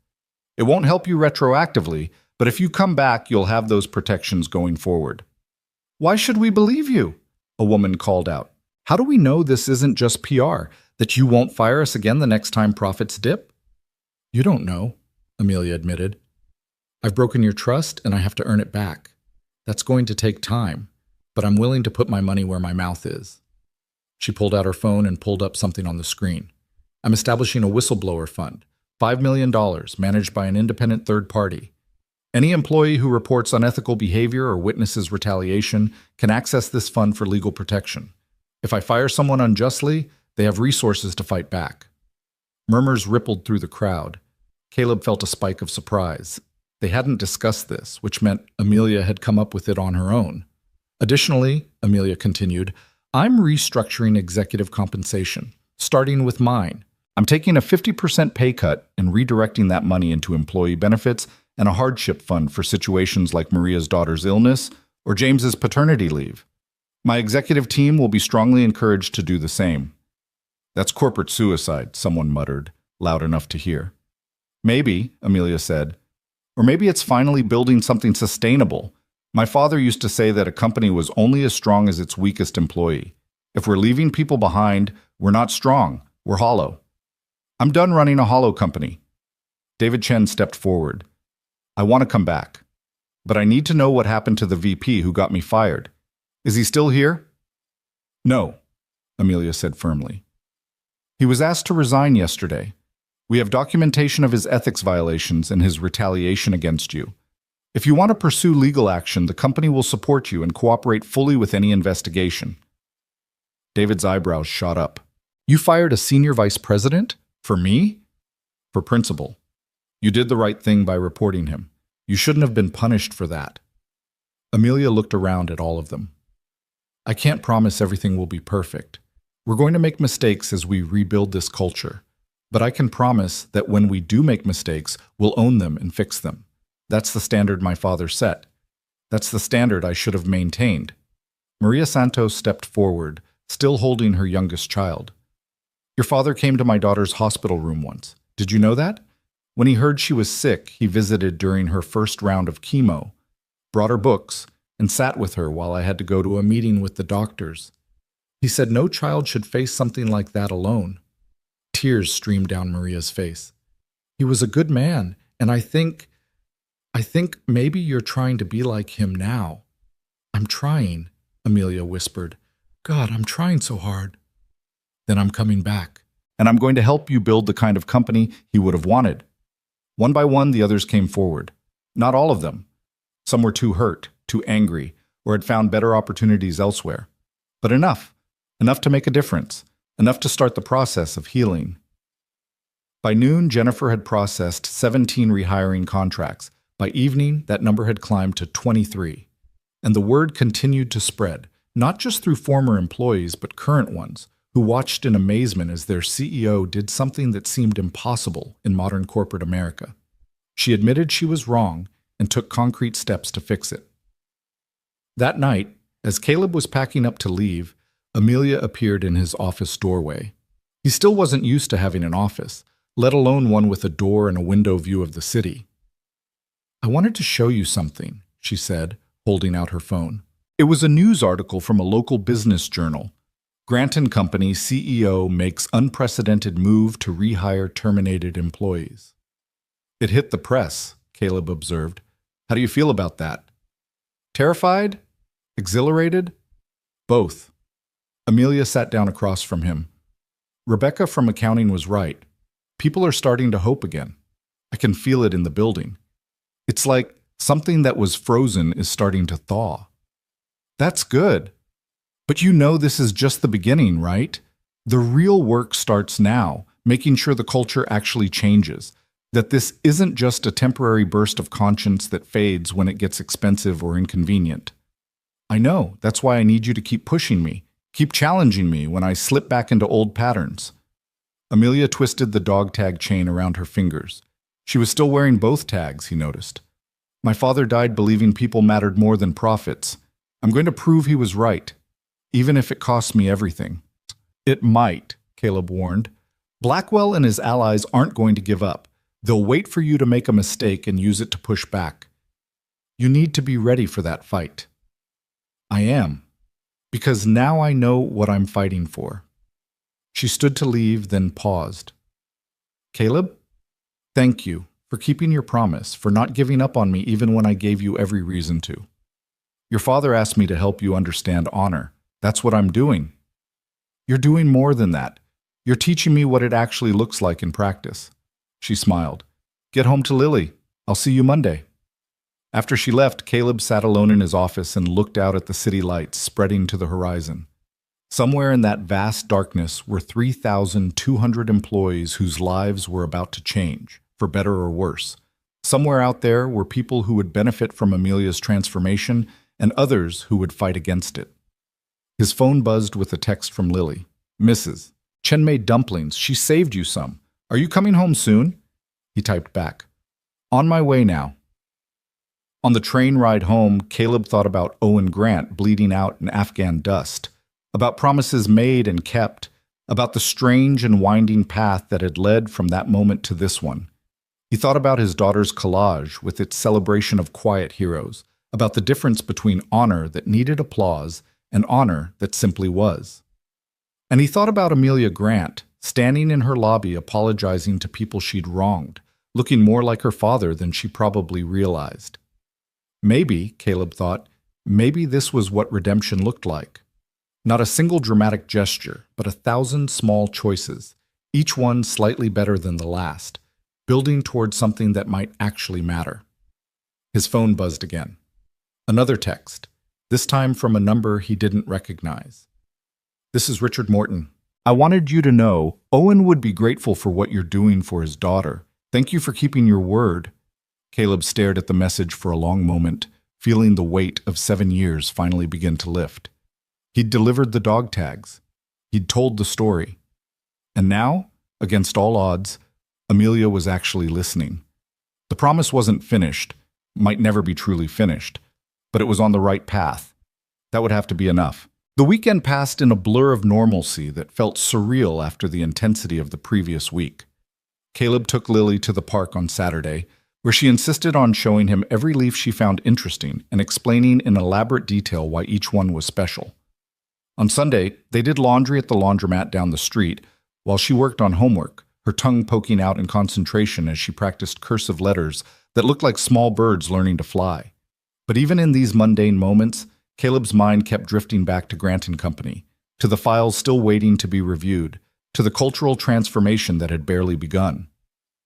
He thought about Owen Grant's last words, about honor being a quiet language, and wondered if he'd truly understood what that meant until now. Speaking that language wasn't a single conversation or dramatic gesture. It was showing up, day after day, doing the work even when nobody was watching. Monday morning arrived with the first real bite of November cold. Caleb dropped Lily at school and headed downtown, arriving at the office to find it transformed in subtle ways he was only beginning to notice. People made eye contact in the hallways now. The nervous energy that had pervaded every interaction seemed slightly less oppressive. In the break room, he heard actual laughter instead of the hushed, careful conversations that had been the norm. Jennifer was at her desk when he arrived, and she looked up with an expression somewhere between relief and anxiety. Mr. Reed, thank God. Ms. Grant has been in emergency meetings since 6 a.m. The board called another session, just Blackwell and his allies, but they're making noise about a vote of no confidence. Caleb felt his stomach tighten. Where is she now? Executive conference room. She asked me to send you in as soon as you arrived. Jennifer lowered her voice. They've been in there for 2 hours. I've never seen her look this rattled. Caleb headed down the hallway, his footsteps silent on carpet that he used to clean every Thursday. The conference room door was closed, but not locked. He knocked once and entered without waiting for permission. The scene inside was tense enough to choke on. Amelia sat at the head of the table, her face pale, but composed. Across from her, Marcus Blackwell leaned back in his chair with the satisfied expression of a predator who'd cornered his prey. Patricia Vance and 2 other board members flanked him, their expressions varying shades of hostile. Ah, the janitor, Blackwell said when Caleb entered. Perfect timing. We were just discussing how your little social experiment is already costing us. What happened? Caleb directed the question to Amelia, ignoring Blackwell entirely. Sterling Manufacturing, Amelia said quietly. They were our 3rd largest client, worth about $18 million annually. They've just terminated their contract. Let me guess, Caleb said, pulling out a chair and sitting down uninvited. They cited concerns about our recent policy changes affecting our reliability. Blackwell's eyes narrowed. How did you know that? Because Sterling's CEO is Jackson Sterling Jr., who's made headlines for union busting and fighting minimum wage increases. A company that treats employees with dignity threatens his entire business model. Of course, he'd cut ties. Caleb looked at Amelia. Did he give a stated reason? He said our instability and unpredictable management decisions made us an unreliable partner. Amelia's voice was steady, but there was strain underneath. He also suggested that our new bleeding heart policies would inevitably compromise our efficiency. See? Blackwell gestured triumphantly. This is exactly what we warned you about. The market doesn't reward compassion. It punishes it. Sterling was just the first. How many other clients are going to follow once word spreads that we're more concerned with employee feelings than delivering results? Sterling was a toxic client anyway, Caleb said. I've seen the contract files. They demanded overtime from our staff without proper compensation, insisted on turnaround times that required people to skip breaks, and threw tantrums when we enforced basic labor standards. Losing them isn't a loss. It's addition by subtraction. $18 million is addition by subtraction? Patricia's voice dripped sarcasm. What kind of business logic is that? The kind that looks past quarterly earnings to long-term sustainability. Sterling was profitable, but at what cost? How many of our employees burned out trying to meet their unreasonable demands? How much turnover did their account generate? How many workers' comp claims came from people pushing too hard for too long? Caleb pulled out his phone and scrolled through notes he'd compiled over the weekend. I did some research. In the 2 years we've had Sterling's contract, the departments servicing their account have had turnover rates 40% higher than company average. Workers' comp claims up 63%, stress-related absences up 71%. We were bleeding money, and people trying to keep them happy. Blackwell waved this away dismissively. Those are acceptable costs of doing business with major clients. You manage the personnel issues and maintain the relationships. You burn through human beings like kindling and call it management strategy, Caleb corrected. That's not sustainable. Eventually, you run out of people willing to be destroyed for your profit margins. This is insane, one of the other board members said. Thompson, Caleb thought his name was. We're sitting here listening to a janitor lecture us about business strategy like he has any idea what he's talking about. Former janitor, Caleb said mildly. Current director of facility operations. And before that, private security contractor who managed logistics for operations worth millions of dollars under combat conditions. So yes, I have some idea what I'm talking about. Caleb's right about Sterling, Amelia said, finding her voice again. I've been reviewing the full cost analysis. When you factor in turnover, training replacement staff, workers' comp, and reduced efficiency from exhausted employees, Sterling was barely profitable. We were sacrificing long-term stability for short-term revenue. And now we're sacrificing short-term revenue for a long-term gamble that might not pay off, Blackwell shot back. Amelia, I say this with respect for your father's memory. You're letting emotion cloud your judgment. This whole rehiring initiative, the policy changes, the pay cuts, it's all an emotional response to guilt over Owen's death. You need to separate personal feelings from business decisions. My father's death isn't why I'm doing this, Amelia said, and there was steel in her voice now. My father's life is. He built this company on principles that worked, that created a profitable, sustainable business with loyal employees and satisfied clients. We abandoned those principles and look where it got us, hated by our staff, dependent on toxic clients like Sterling, one PR disaster away from collapse. I'm not being emotional. I'm being smart. You're being naive, Patricia said. The business world has changed since your father's time. Modern markets demand efficiency. Shareholders expect maximum returns. You can't compete while coddling employees. Then maybe we need different shareholders, Amelia replied.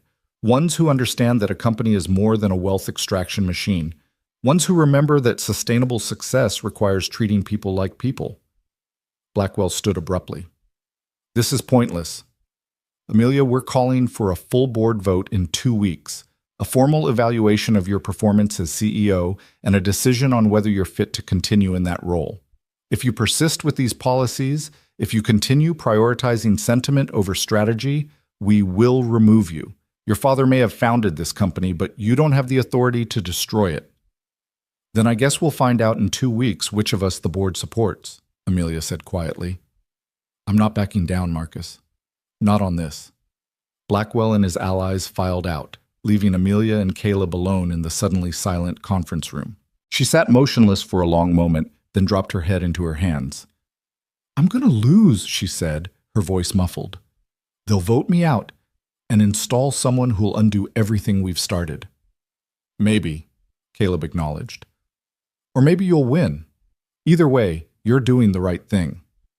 The right thing that cost me my company? It was never really yours if you had to compromise your principles to keep it. Caleb moved to sit beside her. Owen Grant died doing the right thing when the easy thing would have been staying in cover. You think he regretted that choice in his final moments? You think he wished he'd been more pragmatic, more focused on self-preservation? Of course not. He died a hero. He died as himself, living according to his values, even when it cost him everything. Caleb's voice softened. That's what he wanted for you, Amelia. Not to be a hero, just to be someone who could look in the mirror and recognize the person looking back. Can you do that now? After these past 2 weeks? Amelia looked up, her eyes wet. Yes, for the first time in years, yes. Then you've already won what matters. The board vote is just logistics. A knock on the door interrupted them. Jennifer poked her head in, looking apologetic. Sorry to interrupt, but there's someone here to see both of you. Says it's urgent. The visitor turned out to be Maria Santos, and she wasn't alone. She'd brought 5 other people, all former employees who'd been rehired in the past week. They stood in the lobby looking nervous but determined, and when Amelia and Caleb approached, Maria stepped forward. We heard about Sterling, she said without preamble. Word travels fast among the staff. We know the board is giving you trouble over the changes you're making. News travels even faster than I thought, Amelia said with a weak smile. Yes, we're facing some resistance. We want to help, Maria gestured to the others. All of us. We've been talking, the people you brought back, and we want to do something. We want to show the board and the clients and everyone else that treating employees right isn't a weakness. It's a strength. I appreciate that, Maria, but I'm not sure what you could... We can work, one of the men interrupted. His name was James, the one who'd been fired over paternity leave. We can show results. Give us Sterling's workload, and we'll handle it better than they were getting before. Let us prove that happy employees are productive employees. Sterling terminated their contract, Caleb said gently. There's no workload to handle. Then we'll find new clients, better clients. Maria's voice was fierce with determination. Ms. Grant, you gave us our jobs back when you didn't have to. You admitted you were wrong and you're trying to fix it. That means something. That means everything. Let us fight for this company the way you're fighting for us. Amelia looked at them. 5 people who should have been bitter and resentful, who'd lost months of income and stability because of her decisions, now standing in her lobby offering to help. The emotion that crossed her face was complicated and raw. I don't know what to say, she whispered. Say you'll let us try, James said. Say you'll give us a chance to show what people can do when they're treated with respect. All right. Amelia's voice grew stronger. Yes. Caleb and I will meet with you this afternoon. We'll figure out how to channel this energy into something concrete. And thank you, truly. After they left, Amelia turned to Caleb with wonder in her eyes. Did that just happen? Did people we fired just volunteer to help save the company? They're not helping save the company. They're helping save what it could be. Caleb checked his watch. We've got 4 hours until that meeting. I suggest we use them to figure out exactly what we're building here. They spent those 4 hours doing something Amelia admitted she'd never done before, actually talking to employees at every level of the organization. Not formal surveys or structured interviews, but real conversations. They visited the mailroom and the loading dock, the IT department, and the customer service floor. Everywhere they went, Caleb asked the same questions. What's working? What's broken? What would you fix if you could? The answers were illuminating and heartbreaking in equal measure. People were desperate to be heard, to have their expertise valued, to feel like they mattered. And they had ideas. God, they had so many ideas. Solutions to problems management didn't even know existed. Efficiencies that could save thousands of dollars. Improvements that could enhance both productivity and quality of life. Why didn't anyone tell me this before? Amelia asked after their 6th conversation, this one with a customer service representative who'd outlined a simple software change that would cut call handling time by 30%. Because you never asked, Caleb said simply. And because when people tried to suggest improvements, they were usually shut down or ignored. After a while, they learned to stop trying. We're going to change that. Today. Amelia pulled out her phone and called Jennifer. Clear my calendar for the rest of the week. Set up an open forum. Call it a listening session. Every employee who wants to share feedback or suggestions gets 15 minutes of my time. First come, first served. Ms. Grant, that could be hundreds of people, Jennifer protested. Then I guess I'll be here late. Make it happen. By the time they met with Maria's group that afternoon, Caleb and Amelia had filled 3 notebooks with employee suggestions and identified at least a dozen immediate improvements they could implement. The meeting took place in a mid-sized conference room, and the energy was electric with possibility. Here's what we're thinking, Amelia began, after everyone had settled in. Sterling's departure leaves a gap in our revenue, yes, but it also creates an opportunity. We can be selective about who we replace them with. We can actively seek out clients who share our values, companies that treat their own employees well, that prioritize sustainability over exploitation, that want partners instead of servants. That's a nice idea, David Chen said carefully. But will those companies pay as much as Sterling did? Maybe not initially, Caleb admitted, but they'll be more reliable long-term, lower maintenance, less likely to make unreasonable demands that burn out our staff. And here's the thing, companies with good cultures tend to be more successful long-term. They're the kind of clients worth having. So how do we find them? Maria asked.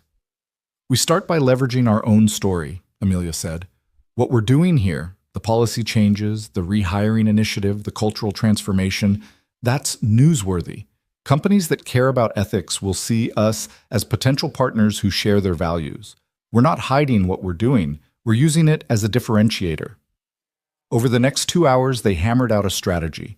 Maria would lead a team reaching out to potential clients, specifically targeting companies with strong employee satisfaction ratings and ethical business practices.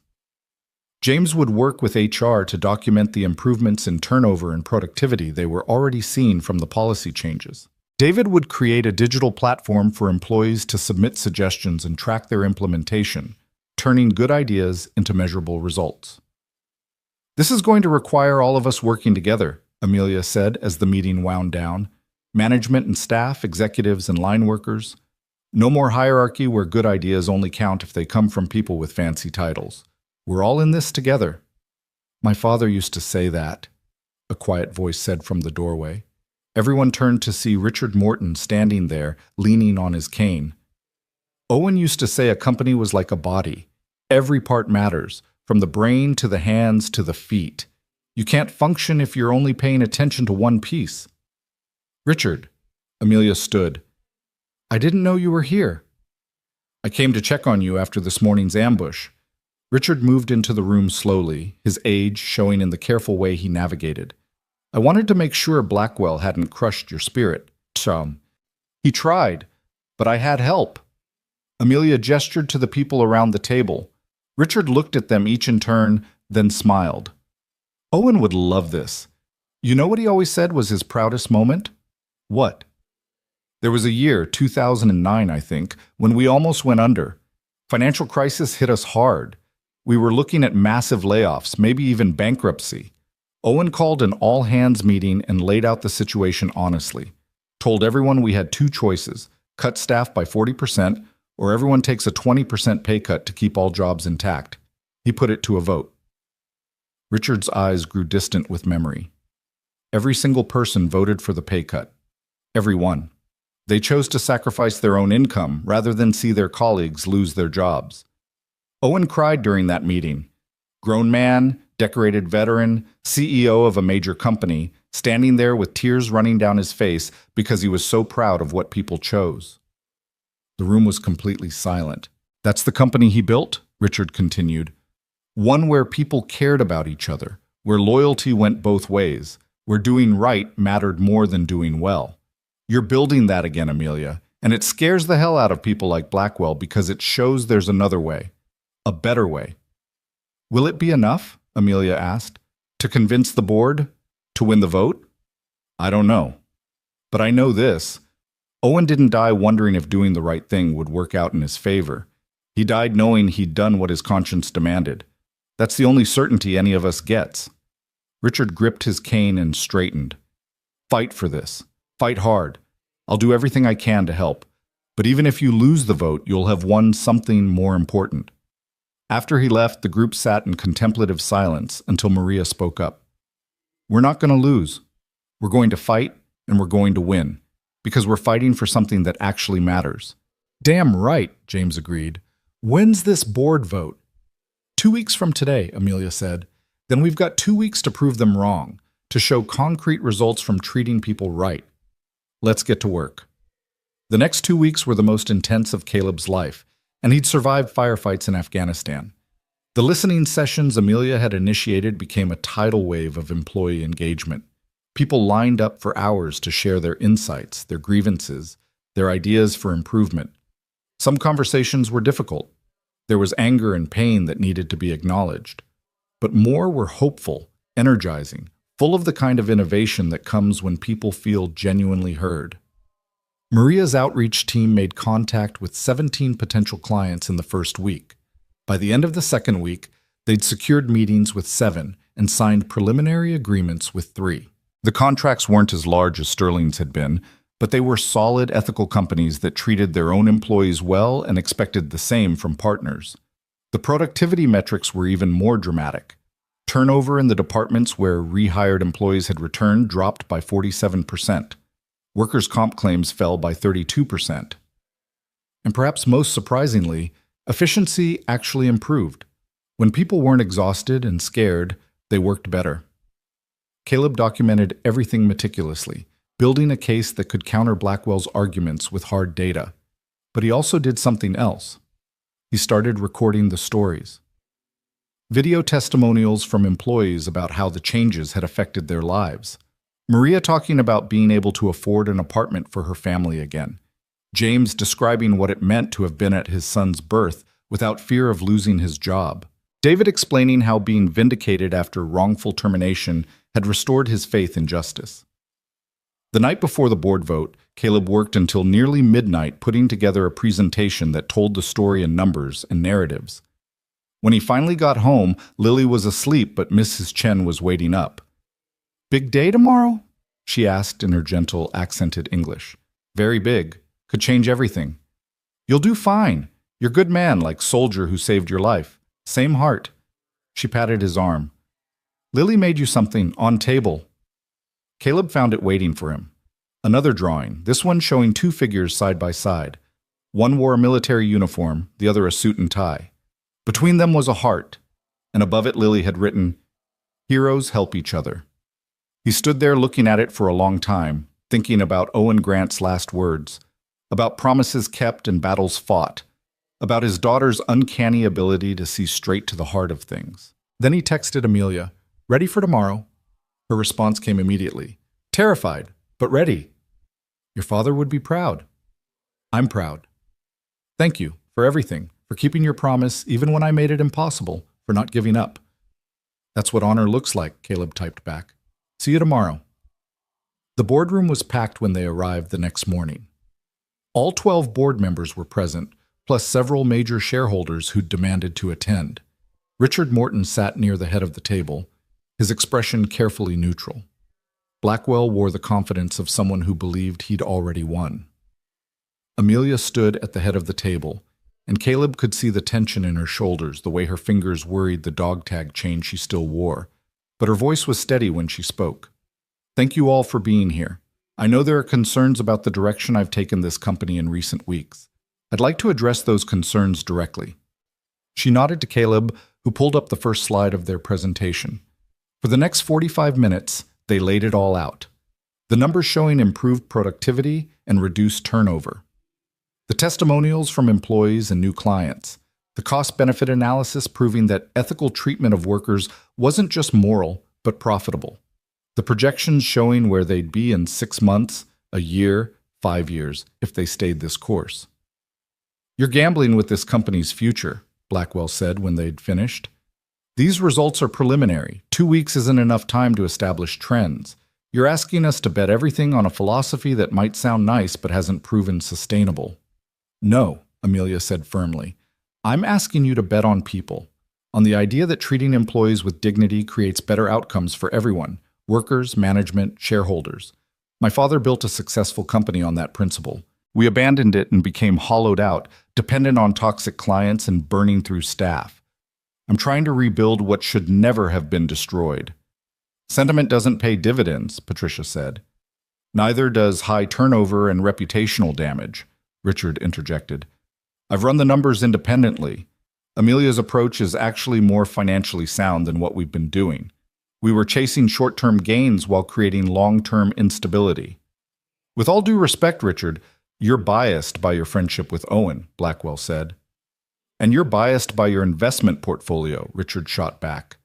"You want maximum short-term returns because you're planning to sell your shares in the next 2 years. You don't care about long-term sustainability because you won't be here to see the consequences." The room erupted in argument. Accusations flew back and forth, voices rising as board members chose sides. Through it all, Amelia stood silent at the head of the table, and Caleb saw something remarkable happen. Her fear transformed into certainty. Her doubt became conviction. Whatever happened next, she knew she'd done the right thing. "Enough," she said quietly, but somehow the word cut through the chaos. "Let's vote. Either you support this direction or you don't. Either you believe in building something sustainable or you don't. Either you trust me to lead this company according to my father's principles, or you remove me and find someone who will sacrifice those principles for quarterly earnings. Vote." The silence that followed was absolute. Then Richard raised his hand. "I vote to support Amelia's continued leadership and the current policy direction." 3 other hands went up immediately. Then a 5th, hesitant but firm. That made 5 out of 12. Blackwell's hand shot up in opposition, followed by Patricia's and 2 others. 4 against. 3 board members remained, Thompson and 2 others Caleb didn't know well. They looked at each other, looked at the data still displayed on the screen, looked at Amelia standing resolute at the head of the table. Thompson cleared his throat. "I came here today prepared to vote against you, Amelia. I thought you'd lost your mind, let grief cloud your judgment. But these numbers," he gestured at the presentation. "And more than that, the energy in this building. I've been on this board for 8 years and I've never seen employees actually enthusiastic about the company they work for. That has value, real value." His hand went up. "I support continued current leadership." The remaining 2 board members looked at each other one more time. Then, almost in unison, they raised their hands, 7-4. Amelia had won. The relief that crashed through Caleb was so intense he actually felt dizzy. Beside him, Amelia swayed slightly, gripping the table for support. Richard was smiling broadly, while Blackwell looked like he'd swallowed something toxic. "This isn't over," Blackwell said, standing abruptly. If results don't continue, if profitability drops, we'll revisit this decision. Fair enough, Amelia said. But Marcus? Maybe you should consider whether this company is right for you anymore. If you truly believe profit and principle are mutually exclusive, there are plenty of other places that share that philosophy. You don't have to stay somewhere you fundamentally disagree with the mission. It was a polite way of telling him to leave, and everyone in the room knew it. Blackwell's face reddened, but he simply gathered his papers and walked out, Patricia trailing behind him. After the board members dispersed, Amelia collapsed into a chair, her carefully maintained composure finally cracking. We won! Oh my God! We actually won! You won, Caleb corrected. You stood up for what you believed in and convinced enough people it was worth fighting for. We won, Amelia insisted. None of this happens without you, without the promise you kept, the truth you told, the way you've guided me through this transformation. Richard approached, leaning heavily on his cane. Owen would be so proud of you both. This is the company he dreamed of, not just profitable, but meaningful, worth more than the sum of its revenue streams. Richard, thank you, Amelia stood and hugged him, for supporting me even when it was risky. Supporting you wasn't risky, it was right. He smiled. Now comes the hard part, actually delivering on these promises, proving that doing good and doing well aren't mutually exclusive. We will, Amelia said with conviction, whatever it takes. Later that afternoon, as word spread through the building about the board vote, something spontaneous and unexpected happened. Employees started gathering in the lobby, not to protest or demand anything, but simply to celebrate. Someone brought cupcakes from the bakery down the street. Someone else started playing music from their phone, and gradually, impossibly, a party formed. Amelia and Caleb came down from the executive floor to find hundreds of people smiling, laughing, actually enjoying being at work. Maria saw them and started clapping. Others joined in until the entire lobby was filled with applause. Speech, someone called out. Others took up the cry. Speech, speech. Amelia looked terrified. Caleb nudged her forward gently. Tell them the truth. She stepped forward and the crowd quieted. I don't really know what to say except thank you. Thank you for giving me a second chance, for believing that this company could be better, for proving that treating people with dignity isn't weakness, it's strength. Her voice caught. My father built something beautiful here, and I almost destroyed it. But you, all of you, you're helping me build it back. Not the way it was, but the way it should have been all along. So thank you for your patience, your ideas, your willingness to fight for something that matters. To Grant and Company, someone shouted. The way it should be. The cheer that went up rattled the windows. Caleb stood at the edge of the crowd, watching it all, and felt his phone buzz. A text from Lily. Did you win your big meeting? He typed back. Yes, we won. I knew you would. Heroes always win when they're fighting for good things. Caleb smiled and looked around at the celebration, at the company transforming before his eyes, at Amelia laughing genuinely for the first time since he'd met her. Not always, he typed back, but sometimes, when it matters most. 3 months later, winter had settled over Chicago with the kind of cold that made your bones ache and your breath visible in crystalline clouds. But inside Grant and Company, something else was settling, a sense of permanence, of transformation that had taken root deeply enough to survive storms. Caleb stood in what used to be an underutilized storage room on the ground floor and was now being converted into something entirely different. The space was large and filled with morning light from windows that had been cleaned for the first time in years.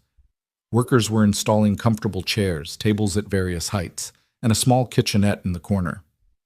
What do you think? Amelia asked from beside him. She'd gotten into the habit of seeking his opinion on everything, which still felt surreal sometimes.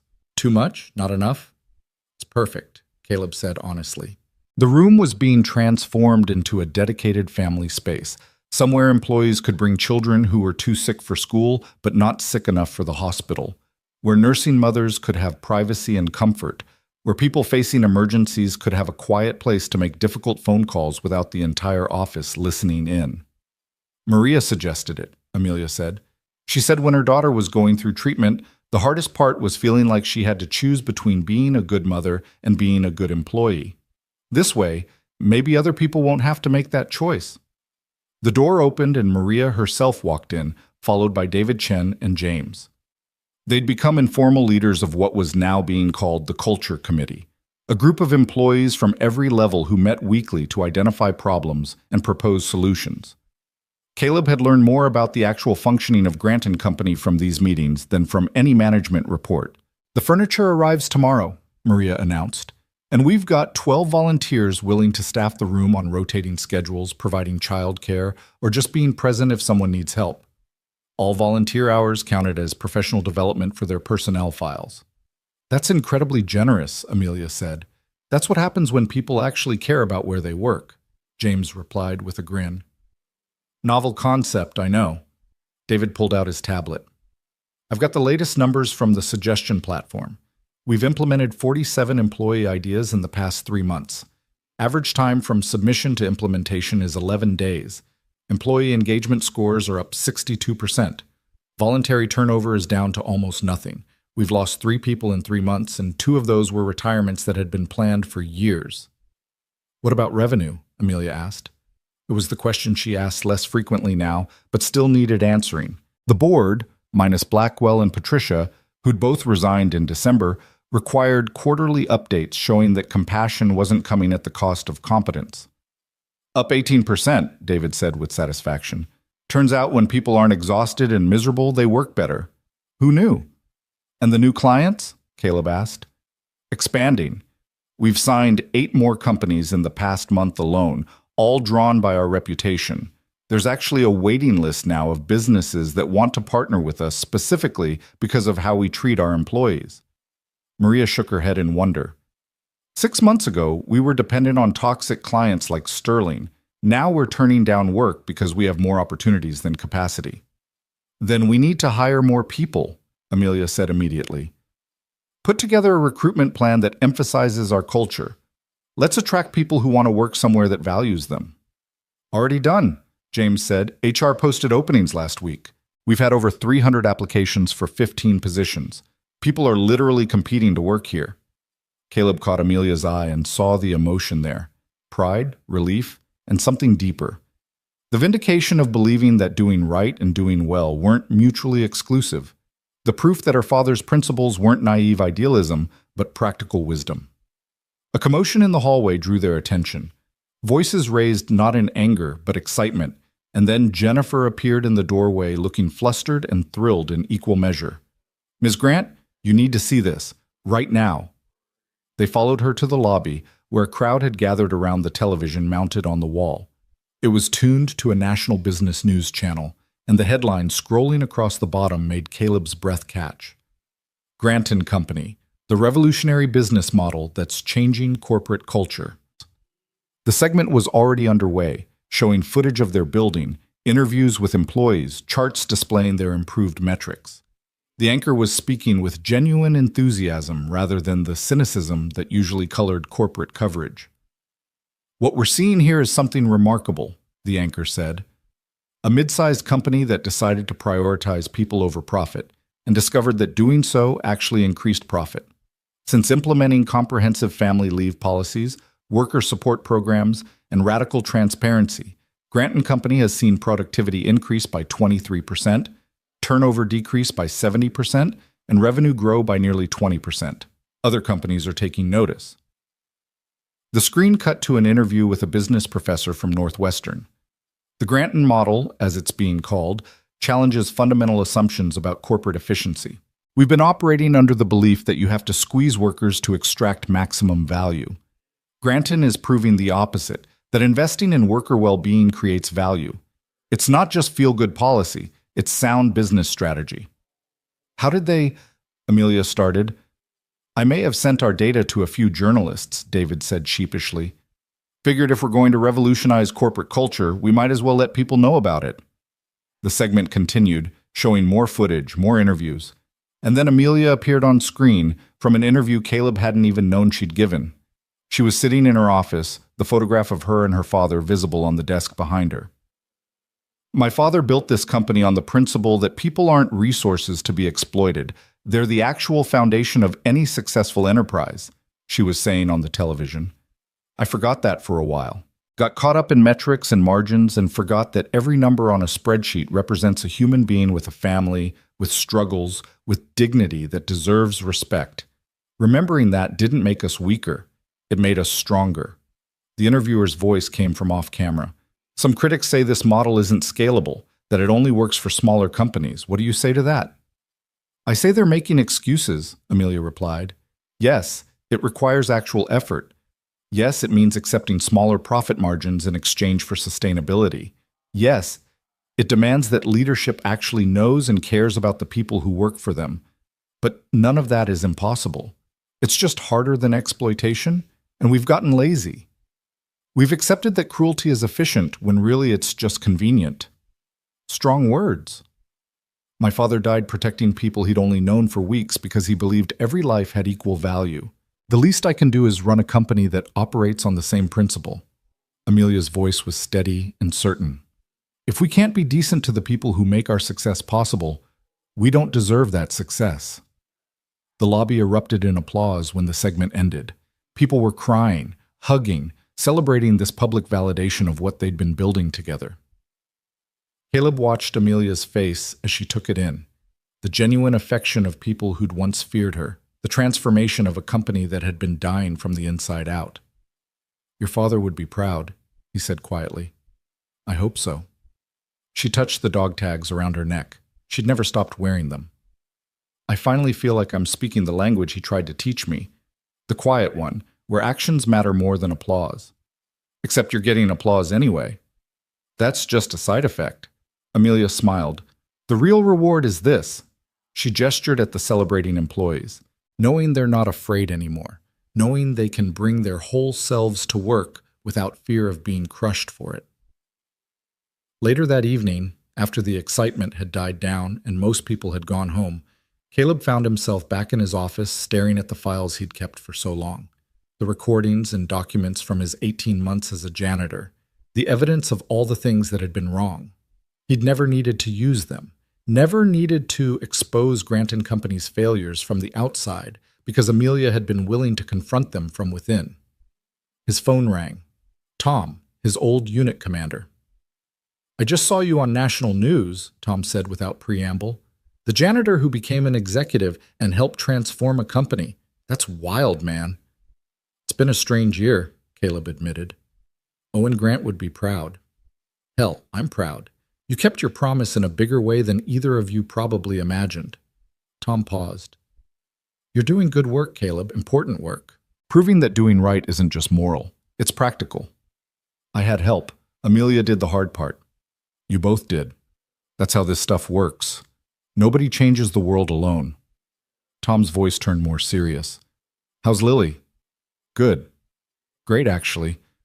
The new salary means I can afford better after-school programs, a tutor for math, the art classes she's been wanting. She's thriving. Good. That's what matters. That little girl having her dad present and providing for her. Tom laughed. Owen's promise led you somewhere good. After they hung up, Caleb sat in his office looking out at the Chicago skyline. Lights were coming on across the city as evening settled in, millions of people in their own struggles and triumphs. He thought about the strange path that had brought him here, from Afghan battlefields to janitorial closets to executive offices. About promises made and kept, about honor being a quiet language that spoke through actions rather than words. His computer dinged with an email. The subject line read, From Kandahar with gratitude. Caleb opened it carefully. It was from someone named Hassan Ahmed, and the message was brief. I was an interpreter with Captain Grant's unit. I heard about what you are doing for his daughter and his company. He saved my life twice and my family's life once. Thank you for keeping his memory alive in the right way. Thank you for remembering that he believed people mattered. I am in Virginia now with my family, safe because of him. We light candles for him every year on the anniversary. Your work honors him more than any statue could. Caleb read the email 3 times, feeling the weight of connection across years and continents. Owen Grant's impact rippling outward in ways that could never be fully measured. Lives saved and changed, principles lived and taught, a legacy that was still unfolding. He forwarded the email to Amelia with a simple note. Thought you should see this. Her response came within minutes. Come to my office? He found her standing at her windows, looking out at the same city he'd been contemplating. The dog tags caught the light from her desk lamp, and her face was wet with tears. I never knew, she said when he entered. I knew my father died in Afghanistan. I knew it was in combat. But I never knew the details. Never knew about Hassan or the others he saved. Never understood the scope of who he was beyond my father. She turned to face Caleb. You gave me that. Not just the dog tags or the story of his death, but the understanding of his life, of what he believed and how he lived it. He wanted you to know. That's why he made me promise. Do you think he knew? That telling me about his death would teach me how to live? Amelia's voice was wondering. That making you watch over me would lead to all of this? I think he knew you had it in you to be extraordinary.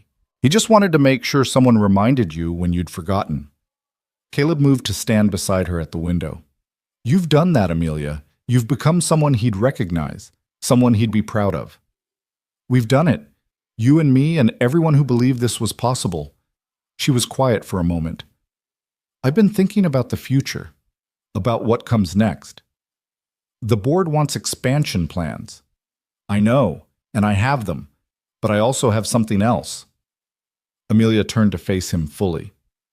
I want to establish the Owen Grant Foundation, a nonprofit that helps companies implement the kind of changes we've made here, that teaches the principles my father lived by, that profit and people aren't enemies, that treating employees with dignity creates better outcomes, that honor is something you practice, not something you perform. That's ambitious. My father died for his principles. I can live for them. She smiled. And I want you to run it. You understand these principles at a level I'm still learning. You've proven you can translate military leadership experience into corporate transformation. You're the right person for this. Caleb felt his heart skip. Amelia, I'm barely qualified to do my current job. Running a foundation, you kept a 7-year promise at great personal cost. You transformed a dying company culture by telling uncomfortable truths. You've shown more leadership in 1 year than most executives show in their entire careers. Her voice was firm. My father chose you to watch over me. I'm choosing you to help spread what we've built here. Please. I need to think about it. Talk to Lily. This would be a big change. Of course. Take all the time you need. But Caleb, you've already proven you're capable of extraordinary things. Don't let imposter syndrome talk you out of doing more. That night, Caleb sat with Lily at their kitchen table while she worked on homework. Their apartment was the same one they'd lived in for 3 years, though he could afford better now. But Lily loved her school, loved Mrs. Chen downstairs, loved the neighborhood where she'd made friends. Some things were worth more than upgrades. Daddy, what's a legacy? Lily asked suddenly, looking up from her workbook. A legacy? Where'd you hear that word? Social studies. We're learning about people who change things. The teacher says a legacy is what you leave behind after you're gone, what people remember about you. Caleb thought about Owen Grant bleeding out in Afghan dust, about the interpreter safe in Virginia, about the company being rebuilt on principles that had seemed old-fashioned. A legacy is the difference you make that keeps mattering after you're not around anymore. It's the good you do that other people carry forward. Like the soldier who saved you? Is his legacy that he made you promise to help his daughter and that promise made lots of things better? Exactly like that. Lily chewed on her pencil thoughtfully. What's your legacy going to be? I don't know yet. I'm still figuring it out. I think it's going to be about keeping promises and helping people be better. She said it with absolute certainty. That's what you're good at. Out of the mouths of 7-year-olds, Caleb thought. Ms. Grant offered me a new job today, running a foundation that teaches companies how to treat people right. It would mean more responsibility, more travel, more time away from you. But you'd be helping people? Yes. Then you should do it. Lily returned to her homework like the matter was settled. That's what heroes do. They help people even when it's hard. The next morning, Caleb called Amelia before heading to the office. I'll do it. I'll run the foundation. But I have conditions. Name them. First, I still prioritize Lily. She comes first, always. If there's a conflict between foundation work and being present for my daughter, she wins. Agreed. That's non-negotiable. Second, we do this right. No cutting corners, no compromising principles for convenience or optics. If we're teaching companies how to treat people well, we have to live those standards ourselves. That's exactly what I want. And third, we bring people with us. Maria, David, James, all the others who helped build this. They deserve to be part of what comes next. Their voices matter. I wouldn't dream of doing this without them. Amelia's voice was warm. Welcome to the next chapter, Caleb. The Owen Grant Foundation officially launched in March with a mission statement that Amelia and Caleb had written together. To prove that treating people with dignity isn't just morally right, it's strategically sound. To teach that profit and principle can coexist.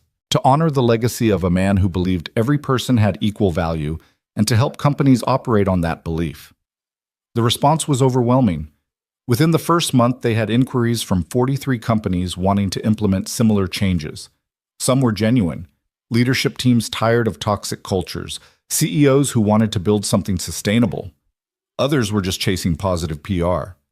Caleb and his team got good at telling the difference. Maria became the foundation's director of implementation, helping companies navigate the practical challenges of cultural transformation. David built technological platforms that tracked metrics and facilitated transparency. James focused on family leave policies and work-life balance initiatives. And dozens of other Granton employees volunteered time to mentor other companies, to share what they'd learned, to prove that change was possible. By summer, the foundation had helped 7 companies implement comprehensive reforms. By fall, that number had grown to 22. And the data was consistent. Companies that genuinely committed to treating employees well saw improvements in productivity, retention, and profitability. The Granton model wasn't just idealistic, it worked. Caleb found himself speaking at conferences, being interviewed for business journals, consulting with CEOs who'd spent years operating one way and were now desperate to find another path. It was surreal and exhausting and deeply fulfilling. He thought often of Owen Grant, wondered if the captain could have imagined his death leading to this, not just saving his daughter, but helping reshape how companies thought about the people who worked for them. One October afternoon, nearly 8 years to the day since Owen Grant had died in Afghanistan, Caleb and Amelia stood in what had once been an empty lot in a struggling Chicago neighborhood. It was now a park, green space with playground equipment and benches, trees still young but growing stronger. There was a small plaque near the entrance, but it wasn't what Caleb had expected. Instead of Owen Grant's name in massive letters, the plaque simply read, "This park honors all those who serve quietly. The teachers, janitors, caregivers, interpreters, and everyday heroes whose work makes our world possible. May we see them, value them, and learn from them." And underneath, in smaller letters, dedicated to the memory of CPT Owen M. Grant, who understood that honor doesn't need an audience. "This is what should have been built from the beginning," Amelia said quietly. "Not a monument to one man, but a space that honors what he believed, that celebrates the people he would have celebrated." "He would love this," Caleb agreed. "You know what's funny? This cost a fraction of what Valor Square would have cost. And it's going to matter more. Kids will play here, families will gather, people will rest and read and exist without needing to prove their worth." She smiled. "Turns out being practical and being principled aren't mutually exclusive." Movement caught Caleb's eye, Lily running toward them with Mrs. Chen walking more slowly behind. His daughter had shot up over the past year, was starting to lose the round-faced softness of early childhood. But her grin was still the same, bright enough to light up the gathering dusk. "Daddy, look what we found!" She held up a perfect red leaf, autumn colors blazing. "Mrs. Chen says we can press it in a book and it'll stay beautiful forever." "That's right," Caleb said, kneeling down. "You preserve it so the beauty lasts." "Like you preserved the soldier's promise," Lily said. "You kept it safe until it could grow into something beautiful." Amelia made a sound that was half laugh, half sob. "Your daughter is remarkably wise." "She's an old soul," Caleb and Mrs. Chen said in unison, then laughed. They walked through the park together as evening settled over Chicago. And Caleb thought about journeys and destinations, about promises made in dust and blood that had blossomed into this: a park, a foundation, a company transformed, lives changed in ways both large and small. His phone buzzed with a text from Hassan Ahmed in Virginia. "Happy anniversary. We lit candles. Thank you again for everything." And another from Richard Morton. "Owen would be so damn proud of all of you. Wish he could see what you've built." And one more from a number he didn't recognize. "This is Rebecca from accounting. Just wanted to say thank you. My daughter asked me today what I do for work, and for the first time in my career I was actually proud to tell her. That's because of you and Ms. Grant. Thank you for showing us we deserved better." Caleb looked at Lily running ahead, at Amelia walking beside him still wearing her father's dog tags, at Mrs. Chen humming something in Mandarin, at the park that honored quiet heroes, at the city stretching endlessly in every direction full of people trying their best with whatever they had. 8 years ago, Owen Grant had pressed a dog tag into his hand and made him promise to find his daughter, to tell her about honor, to watch over her until she understood. Caleb had thought it was a simple promise: deliver a message, tell a story, fulfill a dying man's final wish. He hadn't understood that the promise would become his purpose, that watching over Amelia would mean helping her transform not just herself, but an entire company, and eventually dozens more.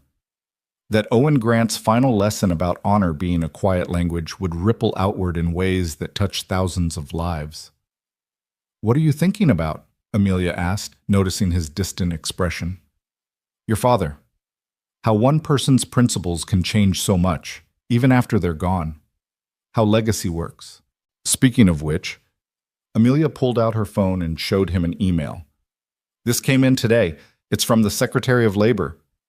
They want to use Grant and Company and the Foundation as a model for a national initiative on workplace dignity. They're calling it the Grant Standard." Caleb felt his throat tighten. "The Grant Standard? Named for my father, but really it's named for what you helped build. What all of us built together." She smiled through tears. "Turns out when you do the right thing loudly enough and successfully enough, people pay attention. Other companies are watching. The government is watching. We're actually changing how business works in this country. Your father would say that's not the point. The point is doing right because it's right, not for recognition." True. But I think he'd also say that if doing right publicly helps other people do right, then the recognition serves a purpose. Amelia looked at the park, at the plaque honoring quiet heroes. "We're speaking his language now, the quiet one. We're just doing it loud enough that others can learn it too." Lily came running back, breathless and grinning. "Daddy, can we come here every week? I love this park." "We can come as often as you want." "Good. Because I think this is where heroes come to remember why they became heroes in the first place." She said it with that unnerving 7-year-old wisdom that cut straight to truth. "It's quiet here, and you said the best heroes are the quiet kind."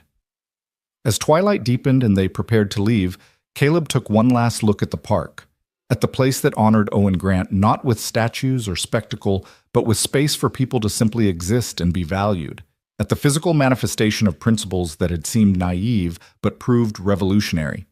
He thought about that October day in Afghanistan when everything had gone wrong and somehow, impossibly, led to this moment, about dog tags and promises, about daughters and legacies, about the strange alchemy that turned tragedy into transformation. And he thought about honor, not as a word or concept, but as a way of being, something you practiced in small moments and difficult choices, something that spoke in actions rather than announcements, a quiet language that, when enough people learned it, could change everything. "Ready to go home?" Amelia asked. "Yeah," Caleb said, taking Lily's hand. "Ready." As they walked away from the park, Lily started humming something, the same tune Mrs. Chen had been humming earlier, though she probably didn't realize it. A melody carrying forward, changing slightly, but keeping its essential character, like principles passed from generation to generation, like promises kept and renewed, like honor spoken in a quiet language that would outlast them all. Behind them, the park settled into evening stillness. The plaque caught the last of the daylight, its message simple and profound, that everyone who serves quietly deserves to be seen, that honor doesn't need monuments, that the best legacies are lived rather than carved in stone, and somewhere, in memory, In principle, in the countless lives changed by a dying man's final lesson, Owen Grant smiled. The promise was complete. The quiet language was being spoken, and the world was listening.